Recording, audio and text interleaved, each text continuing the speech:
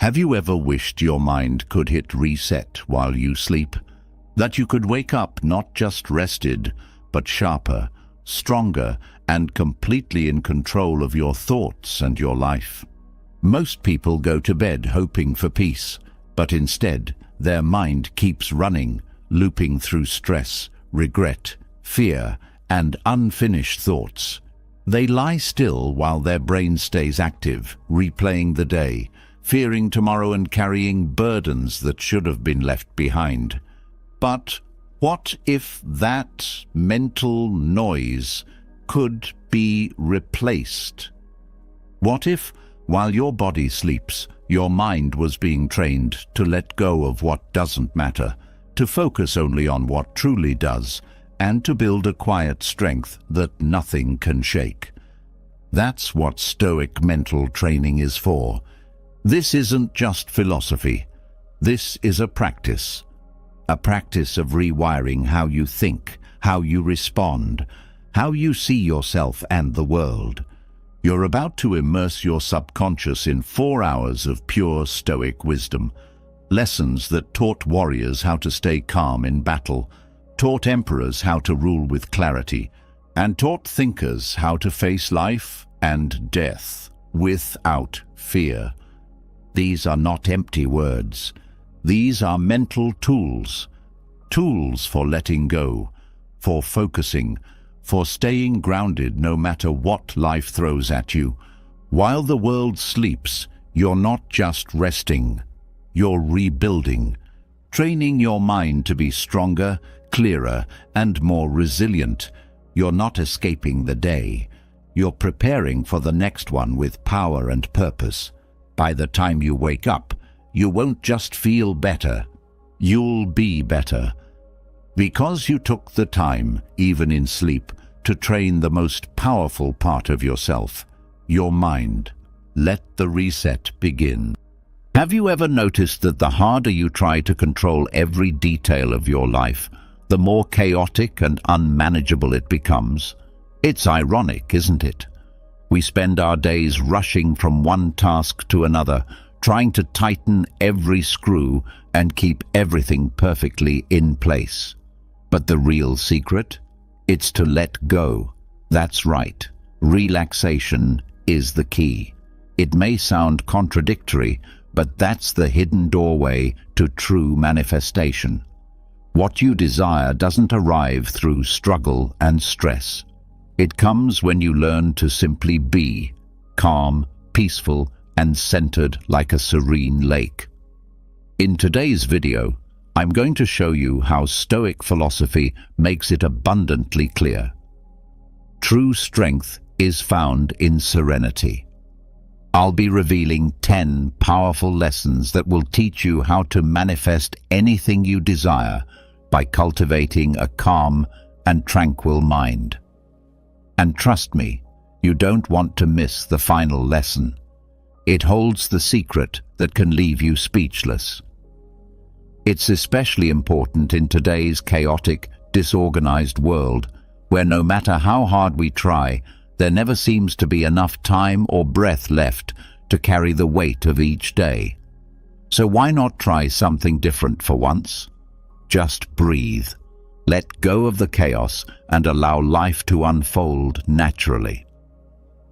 Have you ever noticed how the life of a constantly stressed person never seems to go in the right direction? Probably not.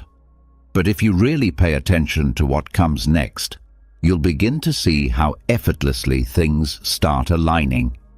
You'll begin to attract what you've longed for without forcing it. The first step is to relax, because what you're seeking is already making its way to you. You're exactly where you need to be. But before diving into the first lesson, I want to share a story with you. A story that will help illuminate the wisdom in what we're about to explore. In a peaceful valley surrounded by soft hills, there lived a young girl named Luna. She was known throughout her village for her uncanny ability to attract the things she desired. But her gift wasn't born out of luck. It came from something far deeper. Luna possessed an unwavering belief in the power of her own mind and emotions. Her grandmother had taught her that thoughts and feelings were like seeds planted in the soil of the mind. If nurtured, they would grow into reality. "What you think and what you feel is what you attract," her grandmother would remind her, especially during their time tending the family garden. One day, Luna decided she wanted to transform the barren land surrounding her home into a vibrant, thriving garden. She had no tools, no resources, and no help, but none of that mattered. She sat down on the dry earth, closed her eyes, and began to visualize a lush garden. She imagined bright flowers covering the ground, juicy fruits hanging from trees, and a gentle stream whispering through the landscape. Every day, Luna took time to return to this mental picture. She saw it. She felt it. She could even smell the scent of the flowers, as if they were already there. Though the ground remained dry and lifeless, her faith never wavered. She began to plant small seeds by herself, fully aware that nature takes time to respond, but trusting in the vibration she had set in motion. At first, her neighbors watched with skepticism. "How can she expect anything to grow in such soil?" they whispered. But Luna didn't let their doubts disturb her. She stayed committed to her vision. Then, something incredible happened. Tiny green shoots began to emerge from the earth, and a long dry stream near her home slowly started to flow again. The villagers were stunned, but Luna wasn't. She knew that all of it was the result of her focused intention and unshakable belief in the power of manifestation. One morning, Luna's garden was in full bloom. The flowers glistened with vibrant color, the air was fragrant with sweet aromas, and the trees overflowed with fruit. The stream flowed strong and clear. Her neighbors came to marvel at the transformation and asked how she had managed such a feat. With a smile, Luna told them, "The power of attraction isn't magic. It's believing with your whole heart that what you desire is already yours. You must feel it, see it, and then let the universe do the rest.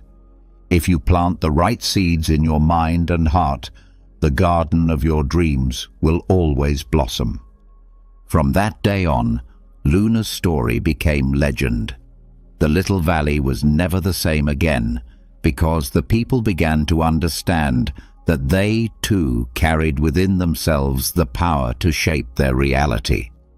The message of Luna's story is simple but profound. Our thoughts, emotions, and aligned actions are the forces that breathe life into our deepest desires.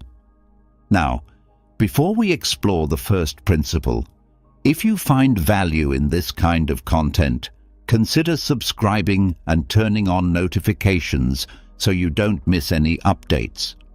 Let's begin.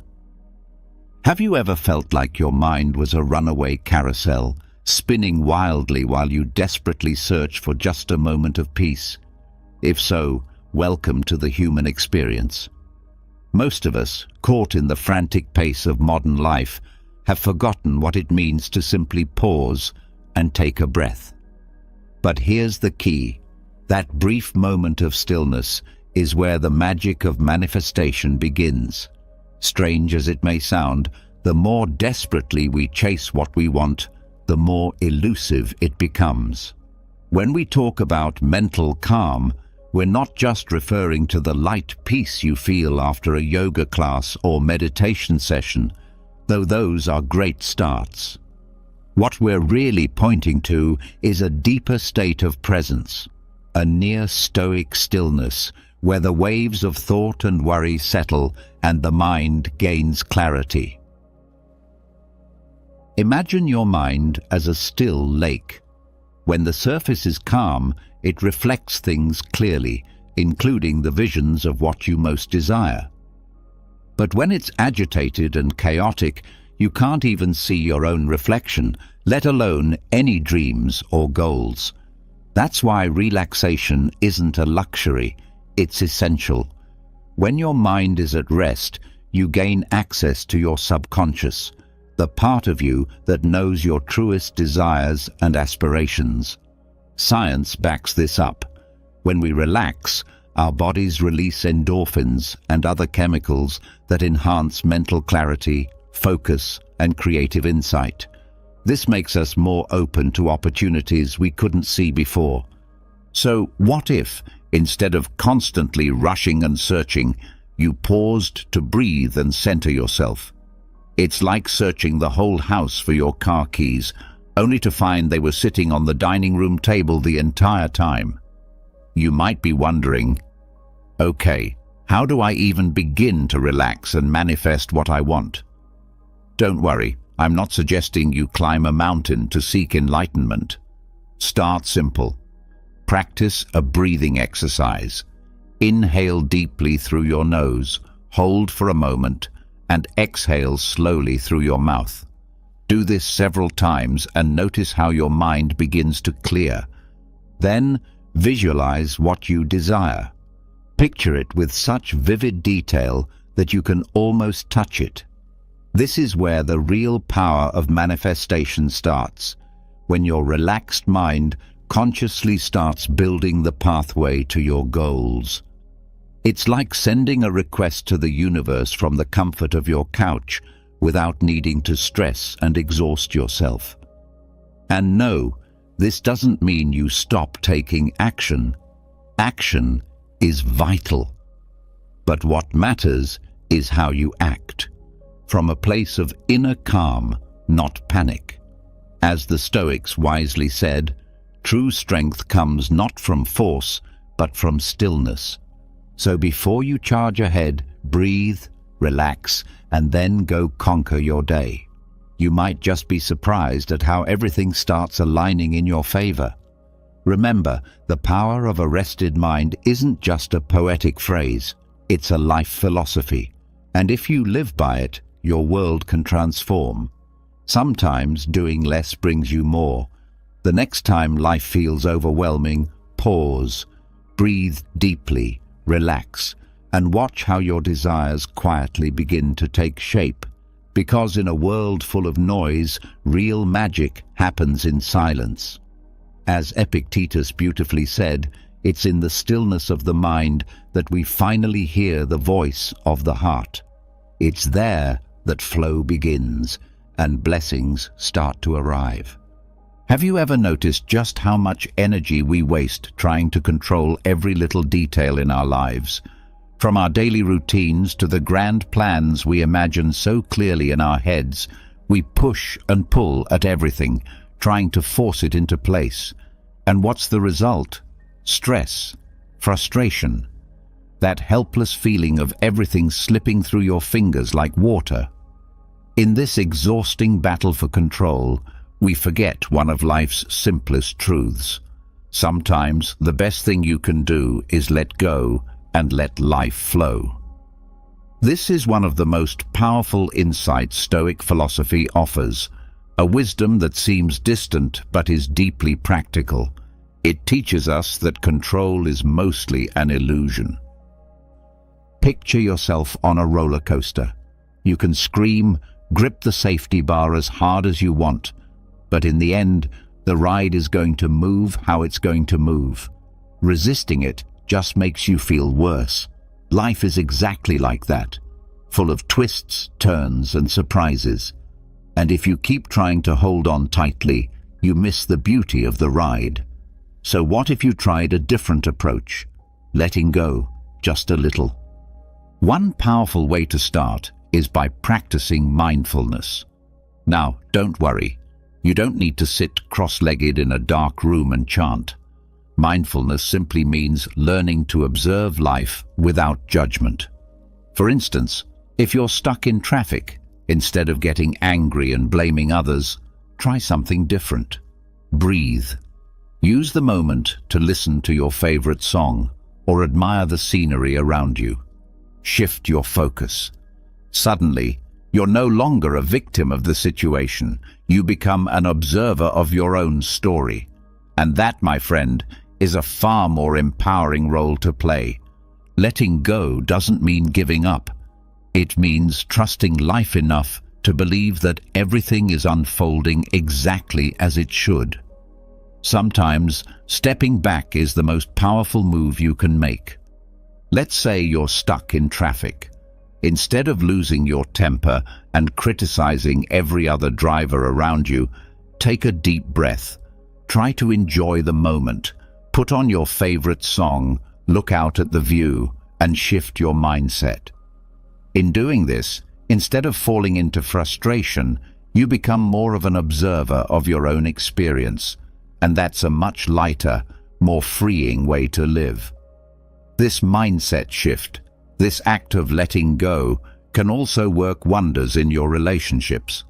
Often, when we try to control how other people act or respond, we unknowingly create tension. Here's a truth you might not want to hear. You can't change anyone. No matter how hard you try, it just doesn't work that way. So instead of pushing your friend to behave the way you think they should, why not try embracing them as they are? You can invite them to join you in things that bring you joy, but if they decline, that's okay too. Enjoy your own company and allow others to live and grow at their own pace. Learning to let go is a process. It's not something that happens overnight. Think about when you first learned how to ride a bike. It was scary, awkward, and full of wobbles. You probably fell a few times, but with each attempt, your confidence grew until eventually you could ride freely and actually enjoy the journey. Life is similar. It's about finding that balance and learning how to enjoy the process instead of constantly worrying about where you're headed. When you stop resisting and release the need to micromanage every detail, you create room for peace, growth, and clarity to step in. So, the next time you feel boxed in or overwhelmed, remind yourself to let go. Breathe. Let life move through you instead of trying to grip every moment so tightly. Like the old Stoic saying reminds us, life is a river. Sometimes, your best move is to float with the current and enjoy the rhythm. Are you ready to start letting go? Because life is waiting, and it just might surprise you with something beautiful.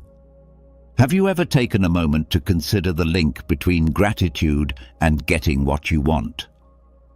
It might sound like a cliché pulled from a self-help book you'd read on a quiet Sunday morning, but in reality, gratitude and manifestation are like best friends. When they walk hand in hand, they can completely shift your life. Picture this. You're at a party. If you show up with a warm, grateful energy, you're naturally going to attract good conversations and connections. But if you arrive moody and full of complaints, you're likely to end up sulking alone with your plate while everyone else is on the dance floor. So, why not flip the script and start manifesting from a mindset rooted in appreciation? The bond between gratitude and manifestation is as clear and refreshing as spring water. When you recognize and value what you already have, whether it's your morning coffee or that one song that instantly lifts your mood, you open yourself to receiving even more. It's like the universe notices, this one knows how to enjoy life. Let's send more their way. So the next time you find yourself caught in thoughts of scarcity or dissatisfaction, try making a list of everything that currently brings you joy. You'll probably be surprised by how abundant your life already is.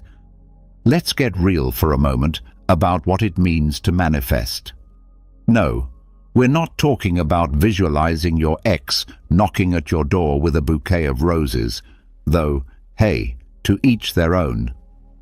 True manifestation is about intentionally creating a life that mirrors your deepest, most honest desires. It's like painting a masterpiece. If you start from a foundation of gratitude, Every color you add becomes richer, every detail more meaningful.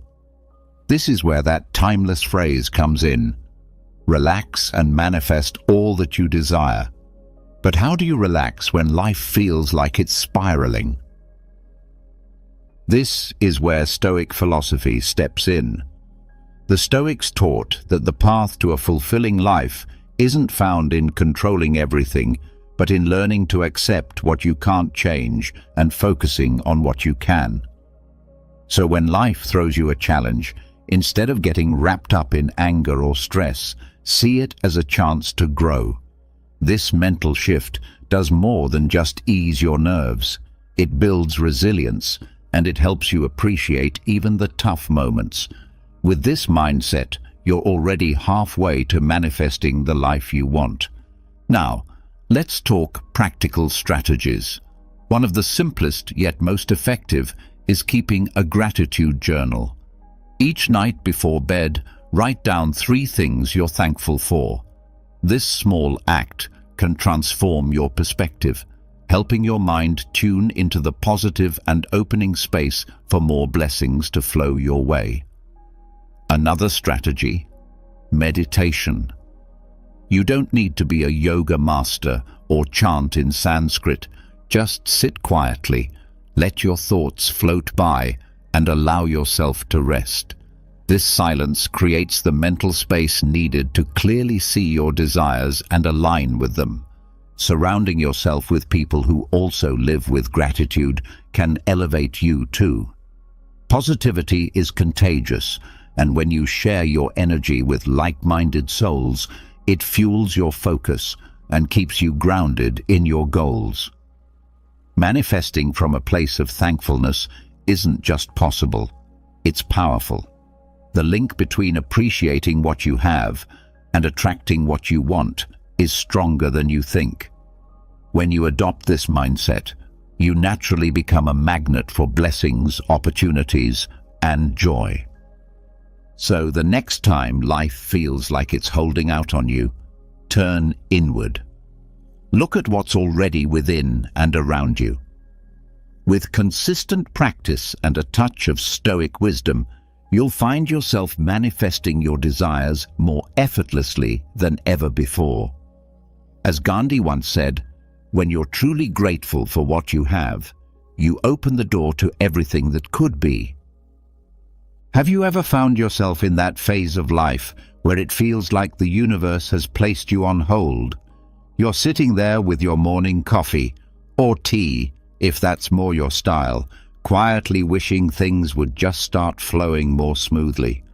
But what if I told you the key to attracting what you want is already within reach? Let's revisit the wisdom of Stoic philosophy, grounded in sincerity and gratitude. Too often, we let the blessings already in our lives go unnoticed because we're fixated on what we think we're missing. It's like tending a garden, but only focusing on the weeds. If all you ever see are the flaws, you'll forget to nurture the beauty that's already blooming. Gratitude is the sunlight and water for that garden. When you're thankful, you're not just enjoying what you have, you're preparing the soil for new opportunities to take root and grow.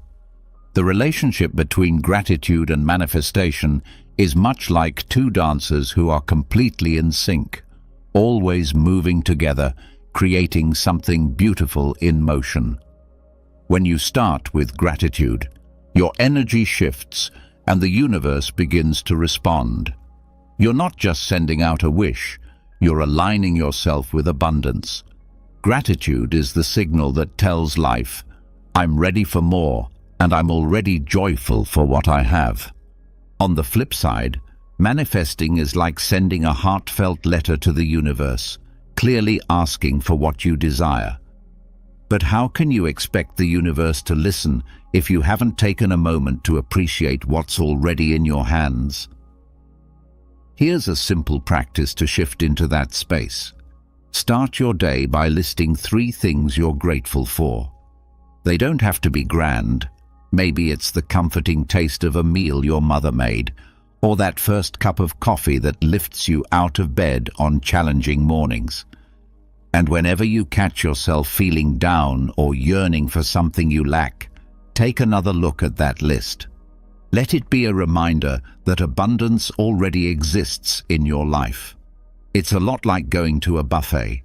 If you just admire the dishes without serving yourself, you'll never experience the joy of tasting them. Now, let's be honest.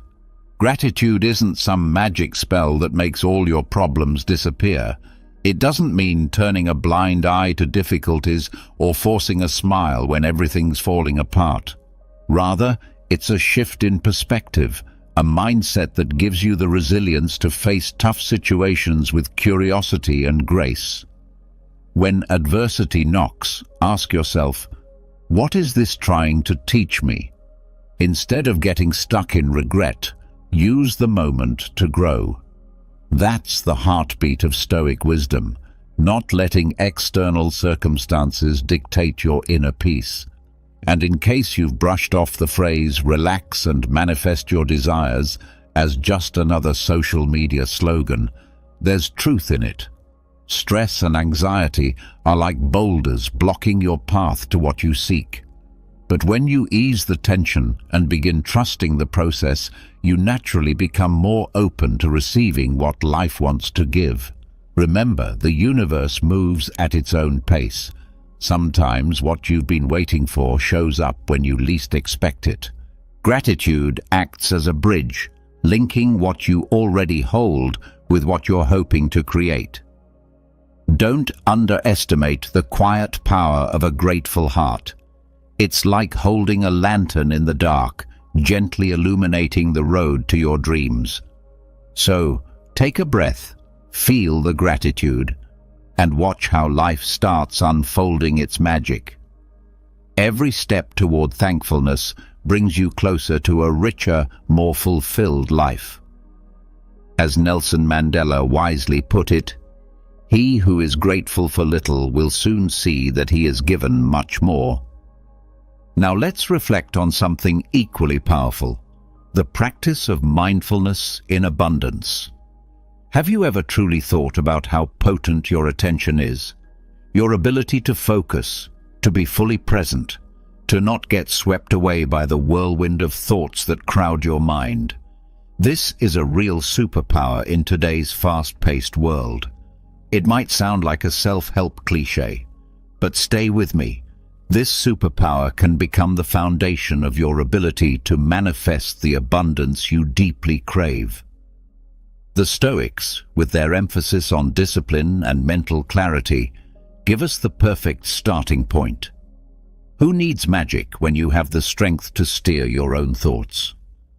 Once you train yourself to be conscious of your mental and emotional patterns, you'll start to notice more opportunities around you.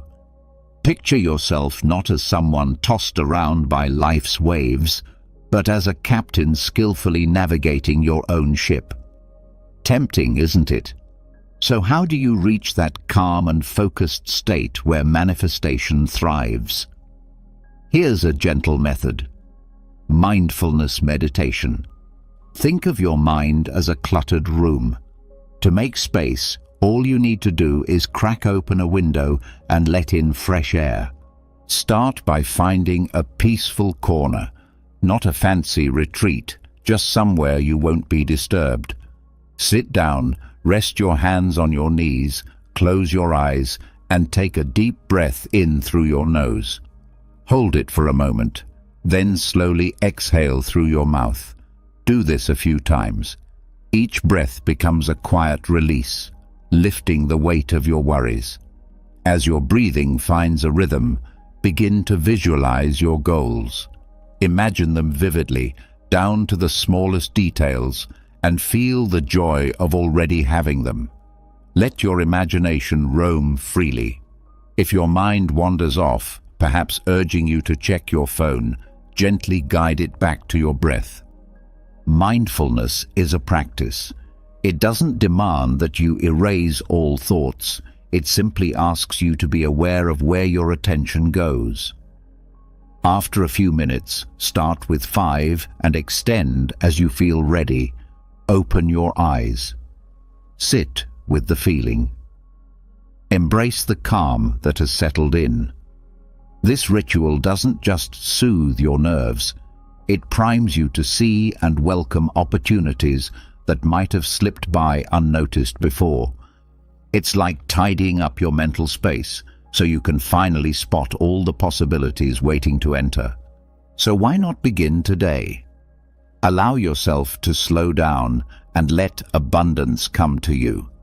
This isn't just about wishing, it's about preparing your inner world to receive. Because if you're always sprinting through life, how will you notice when the golden moment arrives? Here's something to consider. Abundance isn't a finish line, it's a journey, one that begins with awareness. Take a breath and let that settle in. Now, let's talk about sleep. Yes, the underrated powerhouse of manifestation. Have you noticed how, just before falling into deep sleep, your mind becomes a playground for brilliant ideas? That semi-dream state, where you're neither fully awake nor entirely asleep, is like sacred ground, a space where possibilities stretch wide open. But here's the thing. You need to be able to relax to access that space. Think of life as a movie, and you're the lead character. Grab your pillow, and let's explore what it means to dream big. Imagine your mind as a lush garden. If you care for it, planting positive intentions and clearing out the mental weeds, it will reward you with wonder. But if stress and anxiety take over, those weeds will quickly strangle your dreams. That's exactly what happens when you resist relaxing. Here's where Stoic philosophy comes to your rescue. Its message of serenity in the face of challenges reminds you that you can choose peace, even amid the chaos. So instead of spiraling over what you haven't yet achieved, take a deep breath. Treat sleep as the rich soil in which you can sow your dreams. Let's dive deeper into the power of REM sleep. During this phase, your brain is actually more active than when you're awake. It's a thrill ride of thoughts and insights. That's the moment to anchor powerful intentions. When you go to bed with your desires clearly in mind, you're whispering them into the fabric of the universe. But it's not just about stating your wants. You have to ease your mind so those intentions can truly take root. Try this before sleep. Meditate or simply breathe deeply. No need for elaborate rituals. Just close your eyes, feel your body, and let your thoughts gently drift. Make it a soothing routine, maybe a warm cup of tea, soft music, or writing in a journal. This practice creates a bridge from your current state to the life you're visualizing. And if you're still skeptical, let me offer this. Dream big, but take small steps. Want to write a book? Don't wait for a publisher. Start with 1 page a day.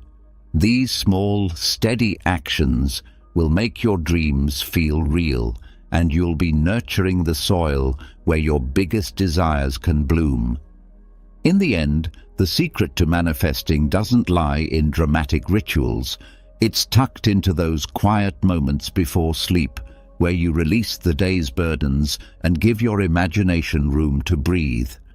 That's where your visions take flight. As Marcus Aurelius expressed in his Meditations, it's in the nighttime stillness, where dreams meet intention, that true creation begins. Now let's greet the morning. Mornings, the quiet, often overlooked miracle that rolls in with the sunrise. You open your eyes and realize, whether or not you hit snooze, the world keeps turning. But what if I told you that those early hours are the golden window for attracting all that you desire? That's right. And no, it's not just the Stoics who sip tea and meditate at dawn. You too can create your own sacred morning ritual.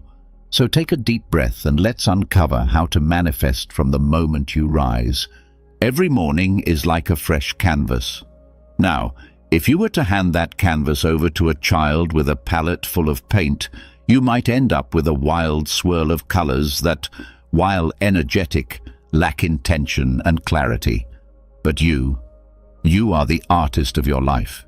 You choose the colors, the shapes, the direction, and with focus, you can create a masterpiece. This is where your morning routine becomes essential. It's your palette, your way of channeling mental and emotional energy with intention. The concept is simple. Begin your day with actions that calm your body and focus your mind. That doesn't mean you have to leap out of bed at 5 a.m. and do yoga on a mountain peak. No, thank you. It can be as unassuming as taking a few deep breaths or quietly sipping your morning coffee while gazing out of the window. What matters isn't how extravagant the ritual is, it's the intention behind it. When you take this time, you send a powerful message to your mind and the universe.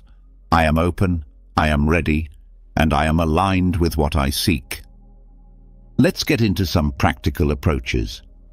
First, there's visualization. Close your eyes and bring into your mind a vivid image of what you want to achieve. Focus on the details, the colors, the sounds, even the sensations. Like a Stoic reflecting deeply on life, you project this vision inward. And whenever you feel trapped by the mundane rhythm of routine, revisit that internal image. Another potent ritual is the practice of gratitude. As soon as you wake up, reflect on 3 things that you're truly grateful for. It doesn't just lift the fog of early morning, it shifts your energy toward positivity. Gratitude, in essence, acts like a magnet for all that is good and abundant. And then there's movement. No, this doesn't require running a marathon at sunrise, unless that's your thing. It can be as light as a short stroll, a gentle stretch, or an impromptu dance in your living room. Physical movement releases endorphins, clears mental clutter, and energizes your body. It's a win on all fronts. Every single morning is another shot at starting fresh. And when you begin your day with calm, focused intention, you'll notice the universe slowly rearranging itself to meet you halfway. So tomorrow morning, instead of stumbling like a half-asleep zombie toward your coffee, consider building your own ritual. You may be surprised by how much more you attract simply by showing up intentionally. As Brian Tracy wisely put it, if you don't start today building your dreams, tomorrow will only bring more of the same. Have you ever felt like life is working against you?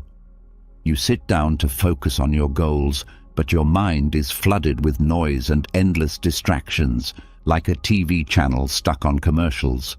It's incredibly easy to lose sight of your true intentions amid the daily whirlwind. This is where calm visualization can become a game changer. So let's take a moment, slow down, and begin to manifest what we actually want. Creative visualization is like booking a first-class ticket to the life you desire. But all too often, you end up cramped in economy class, squeezed between anxiety and stress. Trying to visualize your dreams without first relaxing is like trying to inflate a balloon that's tied in a knot. It just won't work. Let's unpack this a bit.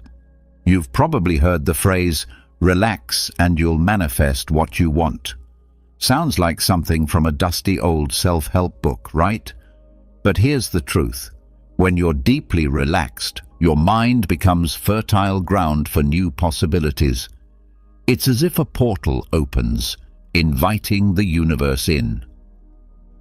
Start by finding a quiet, cozy space, whether it's your favorite corner at home or a peaceful park nearby.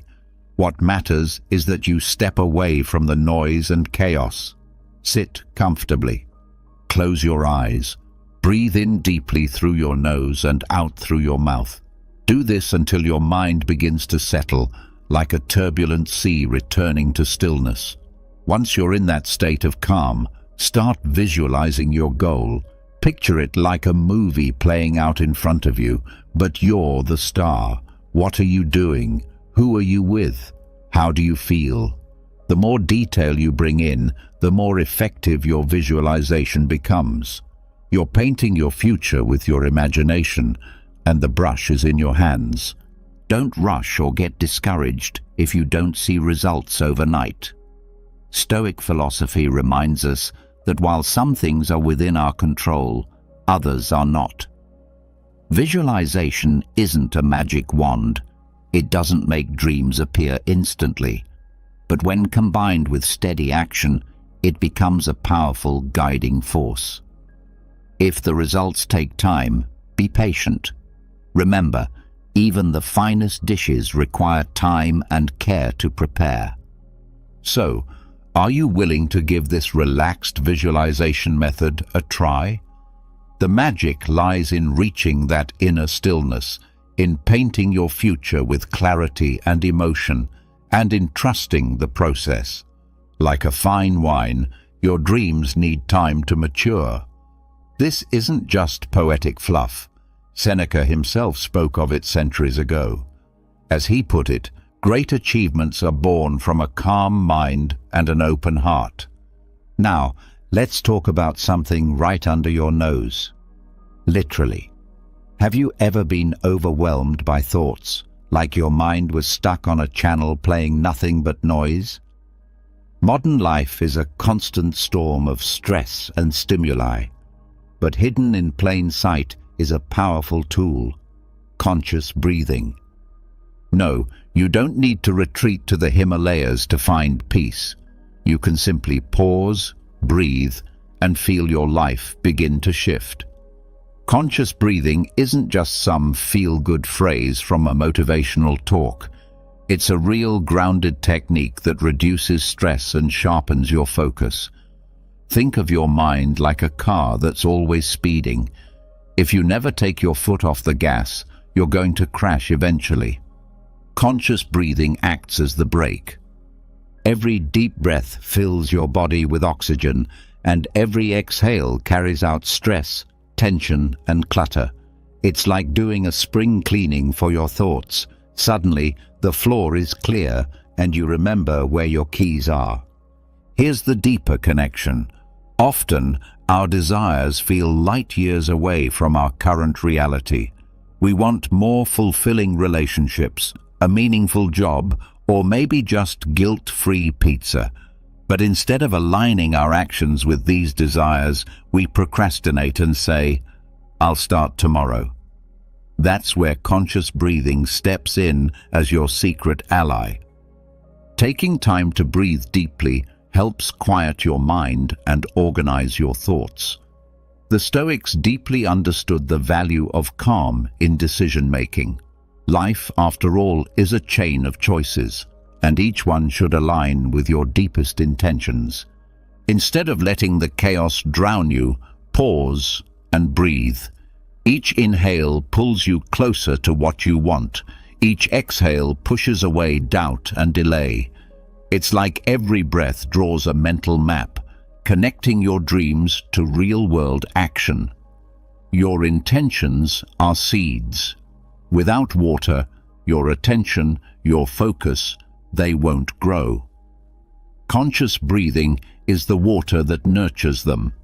With consistent practice, your dreams begin to blossom. This technique isn't just about feeling calm. It ensures your actions stay rooted in what you truly want. So next time stress floods your thoughts or your goals seem to fade, remember, it starts with a breath. Give your mind a breather and watch how clarity rises from the chaos. After all, your mind, just like a parachute, only works when it's open. Let's finish with something we rarely consider but so desperately need: silence. In a world where volume seems to equate to importance, where cars honk, phones buzz, and people compete to be heard, it's easy to forget how powerful stillness can be. But silence isn't emptiness. It's an invitation to listen, to yourself and to the universe. If you truly want to manifest what your heart desires, silence becomes your gateway. And while it might sound strange to say silence connects you to the universe, the Stoics believed this to their core. They knew that stillness is a sanctuary for the soul. I'm not talking about mystical voices or visions. I mean a quiet mind tuned into the subtle signs around you. A practice where chaos fades and clarity begins. Silence allows us to truly hear, to recognize what we often overlook in the noise. And when you step into stillness, you give yourself the chance to reconnect with the world and your purpose in it. In the end, it's not about escaping the world, it's about finding peace within it. And it starts with silence. Stoic philosophy reminds us of the value in finding calm amid life's storms. It teaches us to slow down, to listen to ourselves, and to reflect deeply. If you take just a moment to sit in complete silence, free from distractions, you might start to notice subtle ways the universe is trying to communicate with you, ways you may never have imagined. At this point, you might be asking yourself, how in the world am I supposed to manifest everything I desire just by sitting in silence? The secret lies in the power of focused attention. Think of your mind as an old radio, one that only plays clearly when it's precisely tuned to the right frequency. When you give yourself space for quiet, you're adjusting that mental frequency, opening yourself up to receive clearer guidance and signals from the universe. Trying to hear your inner truth while surrounded by chaos is like attempting to enjoy your favorite song at a music festival. Impossible with all the noise around. But the moment you step away from the noise, even just a little, the sound becomes sharp and unmistakable. One powerful way to nurture this inner stillness is through meditation. You don't have to become a monk or commit to hours of stillness. Just 5 minutes a day, sitting quietly, closing your eyes and focusing on your breath. Inhale, exhale, repeat, can melt the outside noise and bring you back to center. You'll be amazed at the clarity that arises in such short moments of intentional peace. Another beautiful gateway to silence is nature. Natural surroundings have an unmatched ability to quiet the mind. A walk through a field or simply sitting quietly in a park can offer a perfect space for reflection. Let the birdsong, the rustle of leaves, and the gentle whispers of the wind guide you inward. Nature connects us to something greater, something ancient and wise, if we simply pause long enough to appreciate it. Writing is another powerful tool for accessing this state of awareness. Keeping a journal can serve as a sacred space for emptying your thoughts without judgment. On paper, your desires and reflections have room to breathe. The act of writing becomes a way to speak with the universe, to clarify your thoughts, and to uncover deeper truths about yourself. It is freeing to give your inner voice a place to be heard. So, breathe. Yes, you heard that right. Let go of the pressure to control everything all the time. Life might often feel like a race, but it doesn't have to be. Allow yourself to simply exist. In doing so, you'll begin to notice how things quietly fall into place. The next time you feel overwhelmed by the endless noise of the world, remember, silence is not merely the absence of sound. It's a chance to reconnect with your essence and with the wisdom of the universe. In this noisy, fast-paced world, moments of quiet can become your most powerful tool for manifestation. So, take a deep breath, turn down the volume of your inner chatter, and just listen, because the universe is whispering.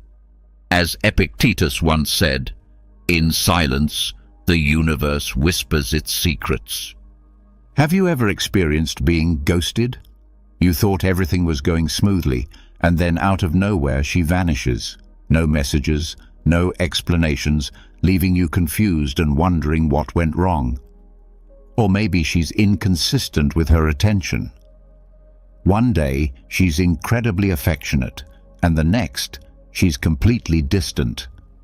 It drives you crazy, doesn't it? Let's get brutally honest here. Many women play emotional games, and if you can't recognize those games or figure out how to respond to them, you'll find yourself stuck in a cycle of frustration, confusion, and emotional pain. But here's the truth. It's not your fault these games exist. However, it is your responsibility to learn how to navigate them. What I'm going to share with you today are 10 powerful, foolproof strategies to help you stay one step ahead when dealing with women who toy with your heart. And no, this isn't about manipulating anyone. This is about mastering yourself through the ancient wisdom of Stoicism. It's about becoming the calm in the chaos, the grounded, unshakable man who cannot be emotionally controlled. So prepare yourself, because what we're about to dive into has the potential to transform the way you approach relationships forever. Before we jump into those 10 Stoic strategies, let's be clear on one important thing. Why do women engage in these emotional games in the first place? Why do they suddenly go silent, lead you on with little bits of affection, or keep you stuck in a state of emotional uncertainty? The answer is simple. They're testing your emotional resilience. They want to know if they can sway you, manipulate your emotions, and cause you to question yourself. And once they see that they can, the game is over. You've lost. You'll lose their respect, and instead of being the one in control, you'll be the one chasing their validation. Here's the good news. You don't have to play their game. Rather than becoming a pawn in someone else's emotional drama, you can become the master of your own internal world. Through Stoicism, you can train yourself to stay calm, centered, and in control, no matter what emotional tactic she tries. This isn't just about succeeding in romantic relationships.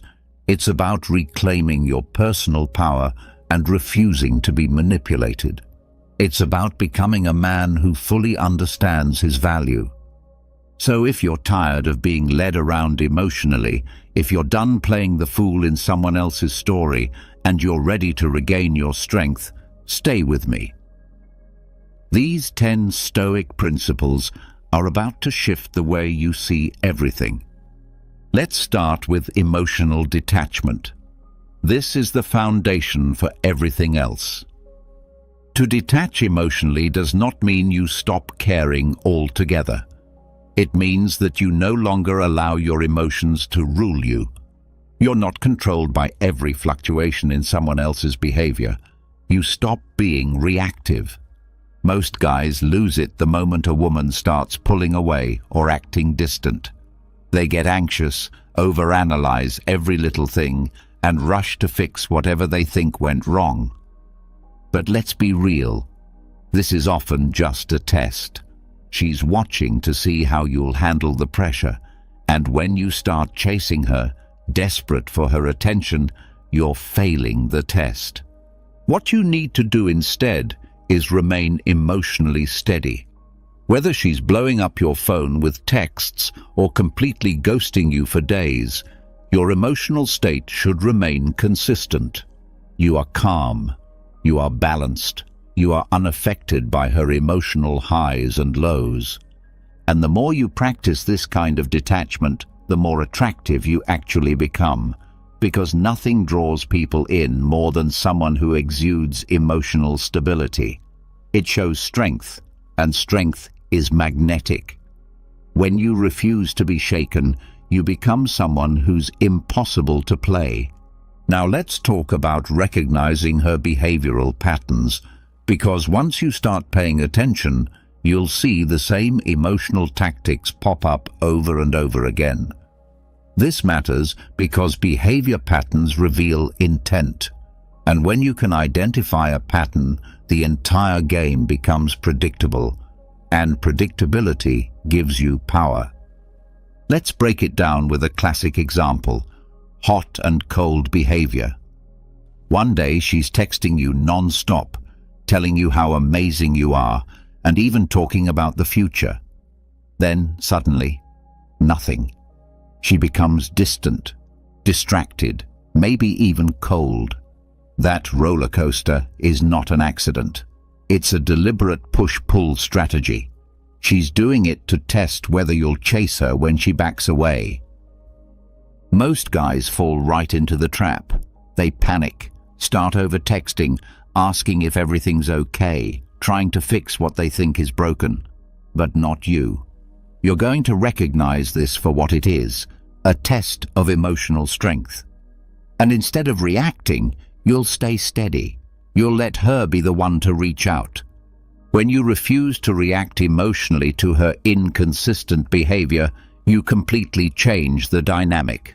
Suddenly, she's the one wondering why you didn't bite the bait, why you didn't chase. And let's be clear, this isn't always malicious. Sometimes women do this without even realizing it.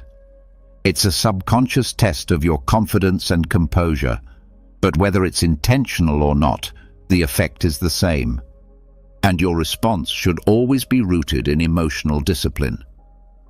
Another behavioral pattern you need to be aware of is the breadcrumbing tactic. This happens when a woman gives you just enough attention to keep you engaged, but never actually commits to anything meaningful. You might get the occasional flirty text or vague agreement to meet up, but when it's time to solidify plans, she suddenly becomes unavailable or unresponsive. This is a calculated move meant to keep you emotionally invested, spending your time and energy, all while she avoids making any real commitment in return. So, how do you deal with breadcrumbing? The answer is simple. You call it out in a composed and emotionally detached manner. You might say something like, "Look, I'm not here for half-hearted attention. If you're not genuinely interested in spending time together, that's completely fine, but I'm not going to stick around waiting." You deliver this message without anger, without frustration, and most importantly, without chasing. By doing this, you make it clear that you have self-respect and are unwilling to accept anything less than what you truly deserve. Setting firm boundaries is crucial, and doing it early on is even more important. Boundaries are not just a means of self-protection, they are a statement of self-respect. Here's the hard truth. If you fail to set clear boundaries at the beginning of a relationship, you're essentially signaling to her that it's acceptable to disrespect or walk over you. A lot of men shy away from drawing those lines because they worry it will scare women off. But here's the reality. Women are drawn to boundaries. Why? Because boundaries reflect that you value and respect yourself, and that kind of self-assurance is magnetic. Now, how do you set boundaries in a way that doesn't come across as overbearing or insecure? It starts with understanding that boundaries are about your own well-being. It's not about telling her what she can or cannot do. It's about expressing what you need in order to feel respected and emotionally safe. For example, if she frequently cancels plans at the last minute or ghosts you with no explanation, don't ignore it or pretend it doesn't bother you.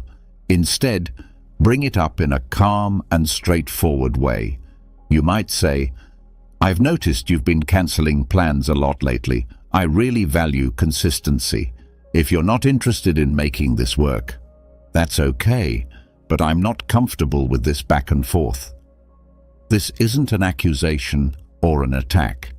It's a mature and clear communication of your expectations. And here's where it becomes powerful. When you set boundaries from a place of genuine self-respect, you create a scenario where she either adjusts and starts respecting you, or she walks away. Either outcome is a win for you because you've preserved your emotional integrity and avoided being dragged into a disrespectful dynamic. Let's look at a common scenario where boundaries are absolutely necessary. Say you're seeing a woman who likes to flirt with other guys in front of you. She may be doing it to provoke jealousy or to test how much you care. Most guys either explode in anger or sit there fuming in silence. But that's not you.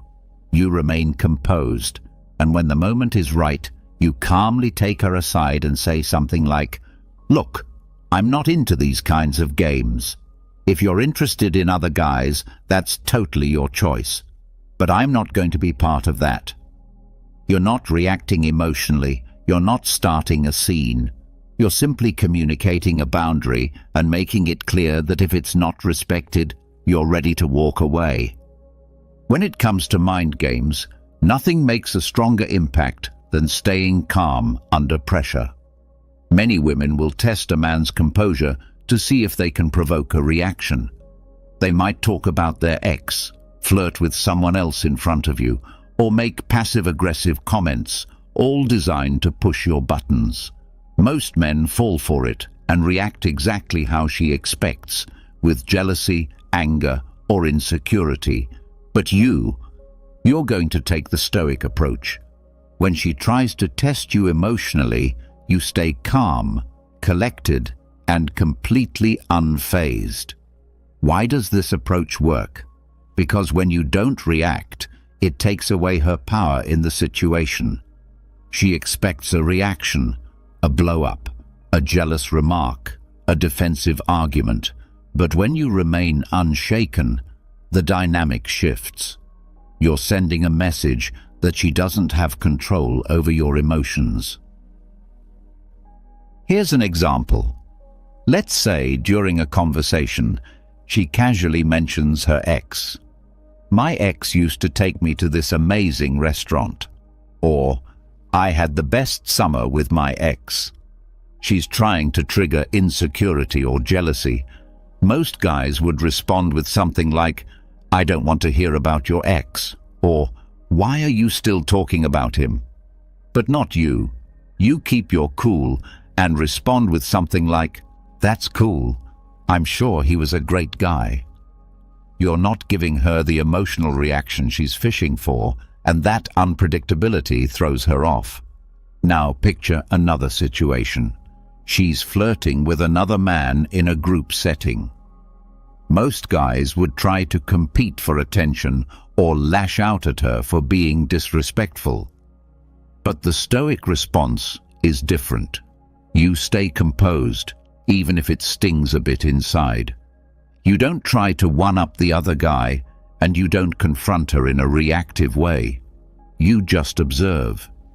If she's doing this to get your attention, your indifference will confuse her. She'll start wondering why it's not affecting you, and that's when the power dynamic begins to shift in your favor. The core principle is simple. Never allow your emotions to dictate your behavior. When you maintain your calm under pressure, you demonstrate that you are grounded, self-controlled, and not easily rattled. And that kind of inner strength is extremely attractive. One of the biggest mistakes guys make in relationships is losing focus on their long-term goals. They get caught up in the moment, constantly chasing short-term validation. Whether it's the thrill of her attention, the temporary fix of resolving an argument, or the emotional high of her affection. But Stoicism teaches us to look beyond the immediate and keep our eyes on the bigger picture. Many men lose their sense of direction in relationships because they get caught up in seeking instant gratification. They chase after the emotional high of her attention, the comfort of her affection, or the quick relief of resolving conflict. But the principles of Stoicism teach us to focus on the long term. When you commit to your long-term aspirations, you naturally stop fixating on the daily emotional roller coaster that relationships can sometimes bring. Think of it like this: if you're building a solid career, improving your physical health, and pursuing personal development, you simply don't have the bandwidth for trivial emotional games. Your time and mental energy are too valuable to be wasted on such distractions. Adopting this mindset brings two powerful changes. First, you become less reactive because you're not relying solely on her attention for emotional fulfillment. Second, you instantly become more appealing because there's nothing more magnetic than a man who's chasing purpose. Imagine you're dating a woman and things are progressing smoothly. Then suddenly she starts to retreat, texts less frequently, cancels plans, and appears emotionally distant. Most guys would immediately spiral, overanalyzing everything, becoming clingy and bending over backward to fix things. They become overly available and lose their self-respect in the process. But a man who's focused on his long-term goals doesn't panic. He stays grounded because he understands that his worth isn't defined by whether or not she's showing him affection. He's busy constructing his future, evolving and staying aligned with his personal mission. If she chooses to be part of that journey, that's great. But if not, he doesn't lose sleep over it. When you prioritize your long-term vision, you grow more emotionally self-sufficient. You no longer need her approval to feel confident or worthy, because that validation comes from your achievements, your discipline, and your continual growth. And here's the twist. When she notices that you're not chasing after her or getting wrapped up in emotional tug-of-war, her interest often intensifies. Why? Because you're not like the other guys waiting by the phone. You're the one building something bigger than drama. You're the man whose time is too valuable for emotional games. Another major pitfall many men fall into is emotional retaliation. It's a common trap. She might do something that stings, flirt with another guy, ignore your texts, or act hot and cold. Your gut reaction might be to get even. Maybe you start flirting with someone else to get back at her, or you suddenly pull away to make her chase you. Let's be clear, this never works.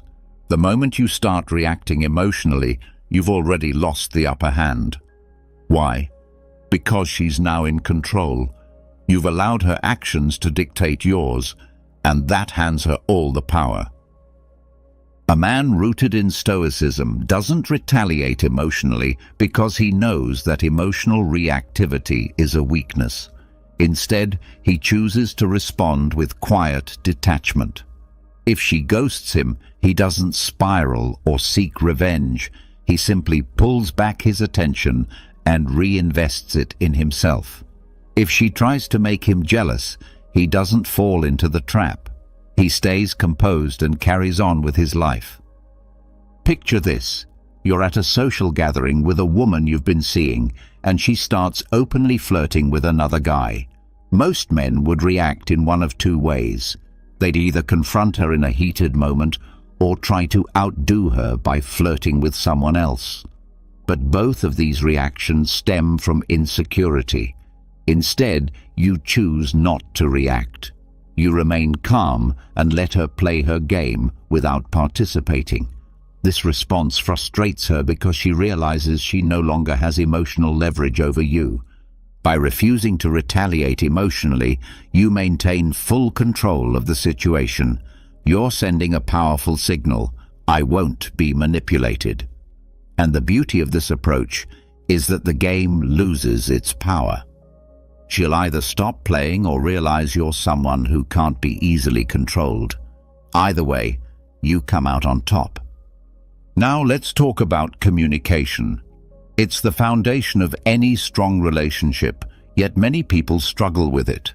They either dodge difficult conversations entirely or approach them with so much emotion that it leads to fights, misunderstandings, and unnecessary chaos.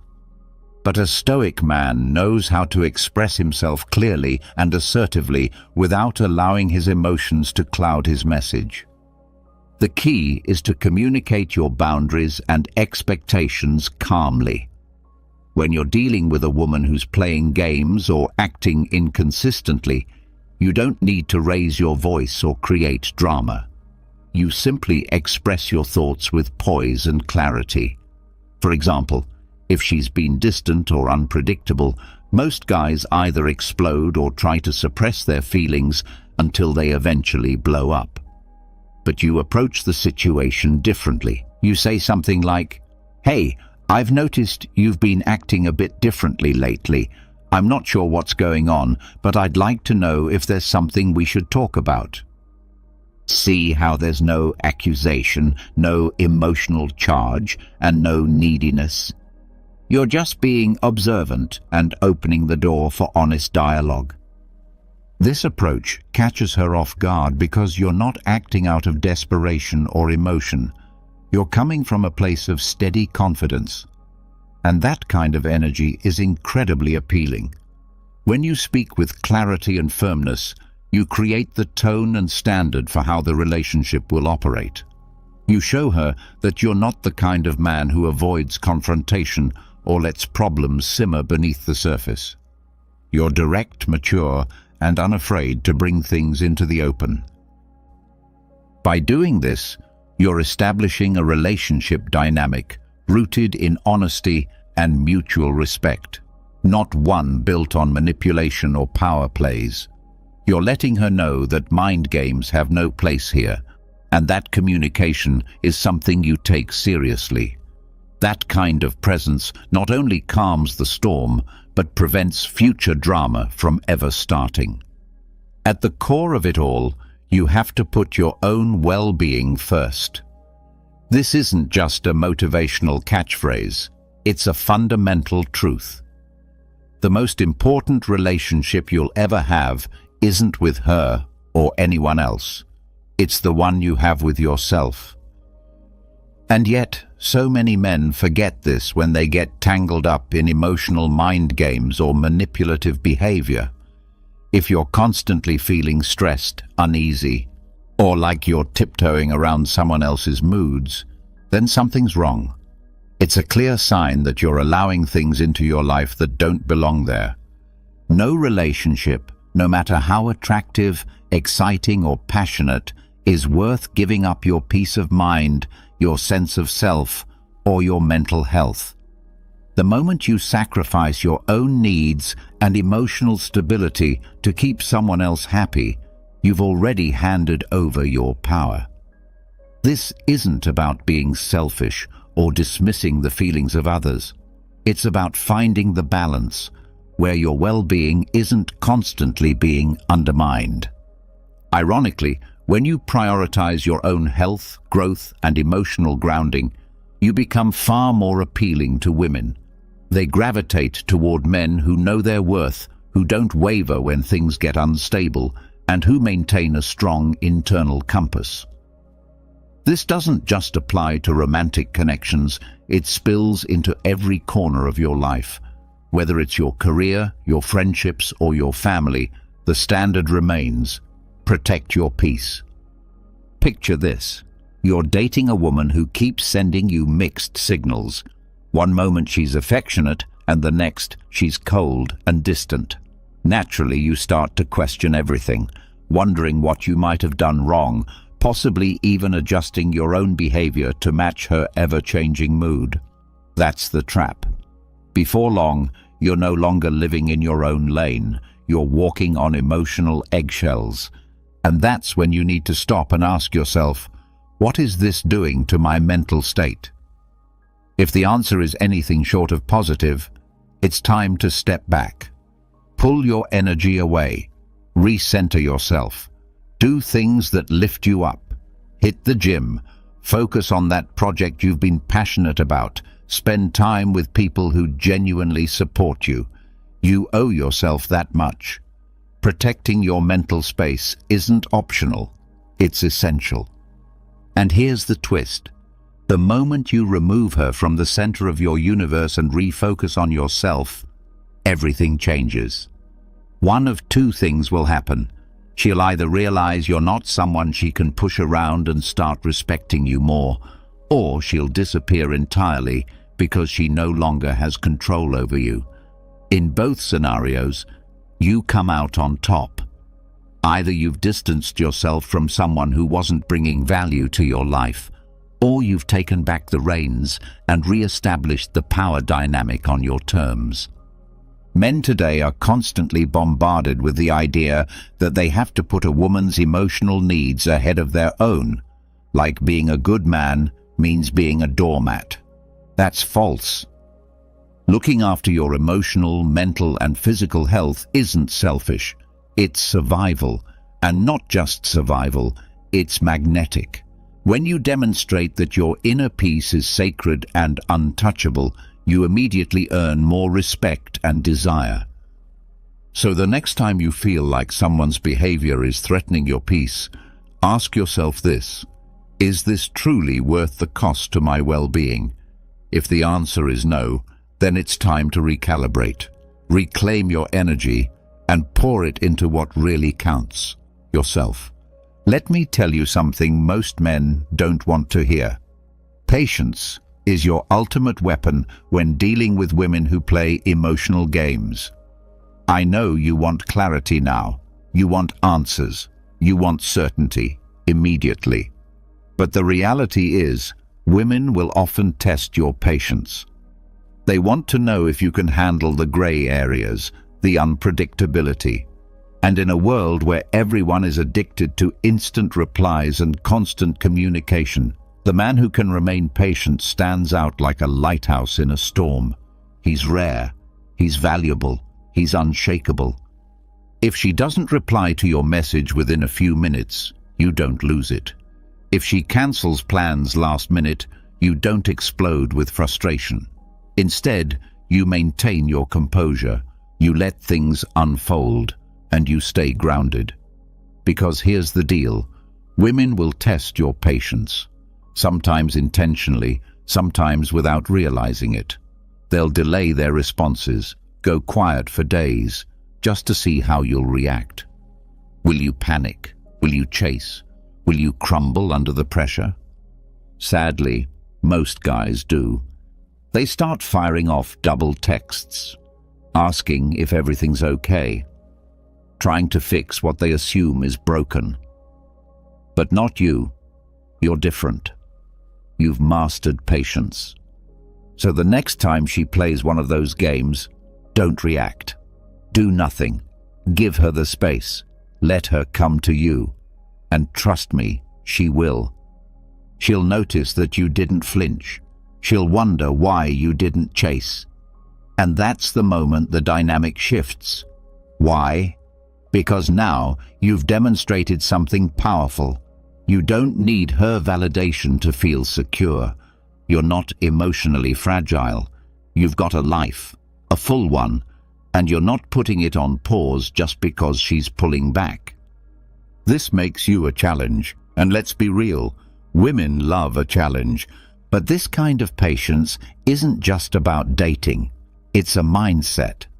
It's about resisting the urge to react to every little emotional spike. It's about delaying gratification, about recognizing that the best things in life, whether it's in love, success, or self-mastery, don't come instantly. They take time. When you adopt this level of patience, you rise above the drama. You stop chasing things that don't benefit you in the long term. You stop reacting impulsively to every small emotional shift. You break free from the constant emotional turbulence that traps so many men. A Stoic man understands that the best things in life require time. He's not rushing. He's not acting out of desperation. He's committed to the long-term vision. And in the end, the long game always wins. While other men are out there scrambling for attention and craving instant approval, you remain composed, allowing life to unfold while staying sharply focused on your personal goals. But understand this: patience doesn't mean waiting around endlessly without action. It means having the discipline to wait for the right opportunity before making your move. Whether it's in love, career, or personal development, patience equips you to act strategically and with intention. Moves that create lasting success, not just momentary satisfaction. Now let's talk about one of the most powerful choices you can make: knowing when to walk away. This is where the real strength lies. There's a saying, the most powerful position you can have is the ability to walk away and truly mean it. If you take away just one thing from this entire message, let it be this: mastering the ability to walk away is your greatest power move. It's the final card, the ultimate show of strength, and most men are too scared to use it. But the moment you do, everything changes. Here's the reality: not every woman deserves your time, your energy, or your emotional investment. If she's constantly playing games, keeping you on the hook, disrespecting your time, or treating you like a second option, you need to be ready to walk away.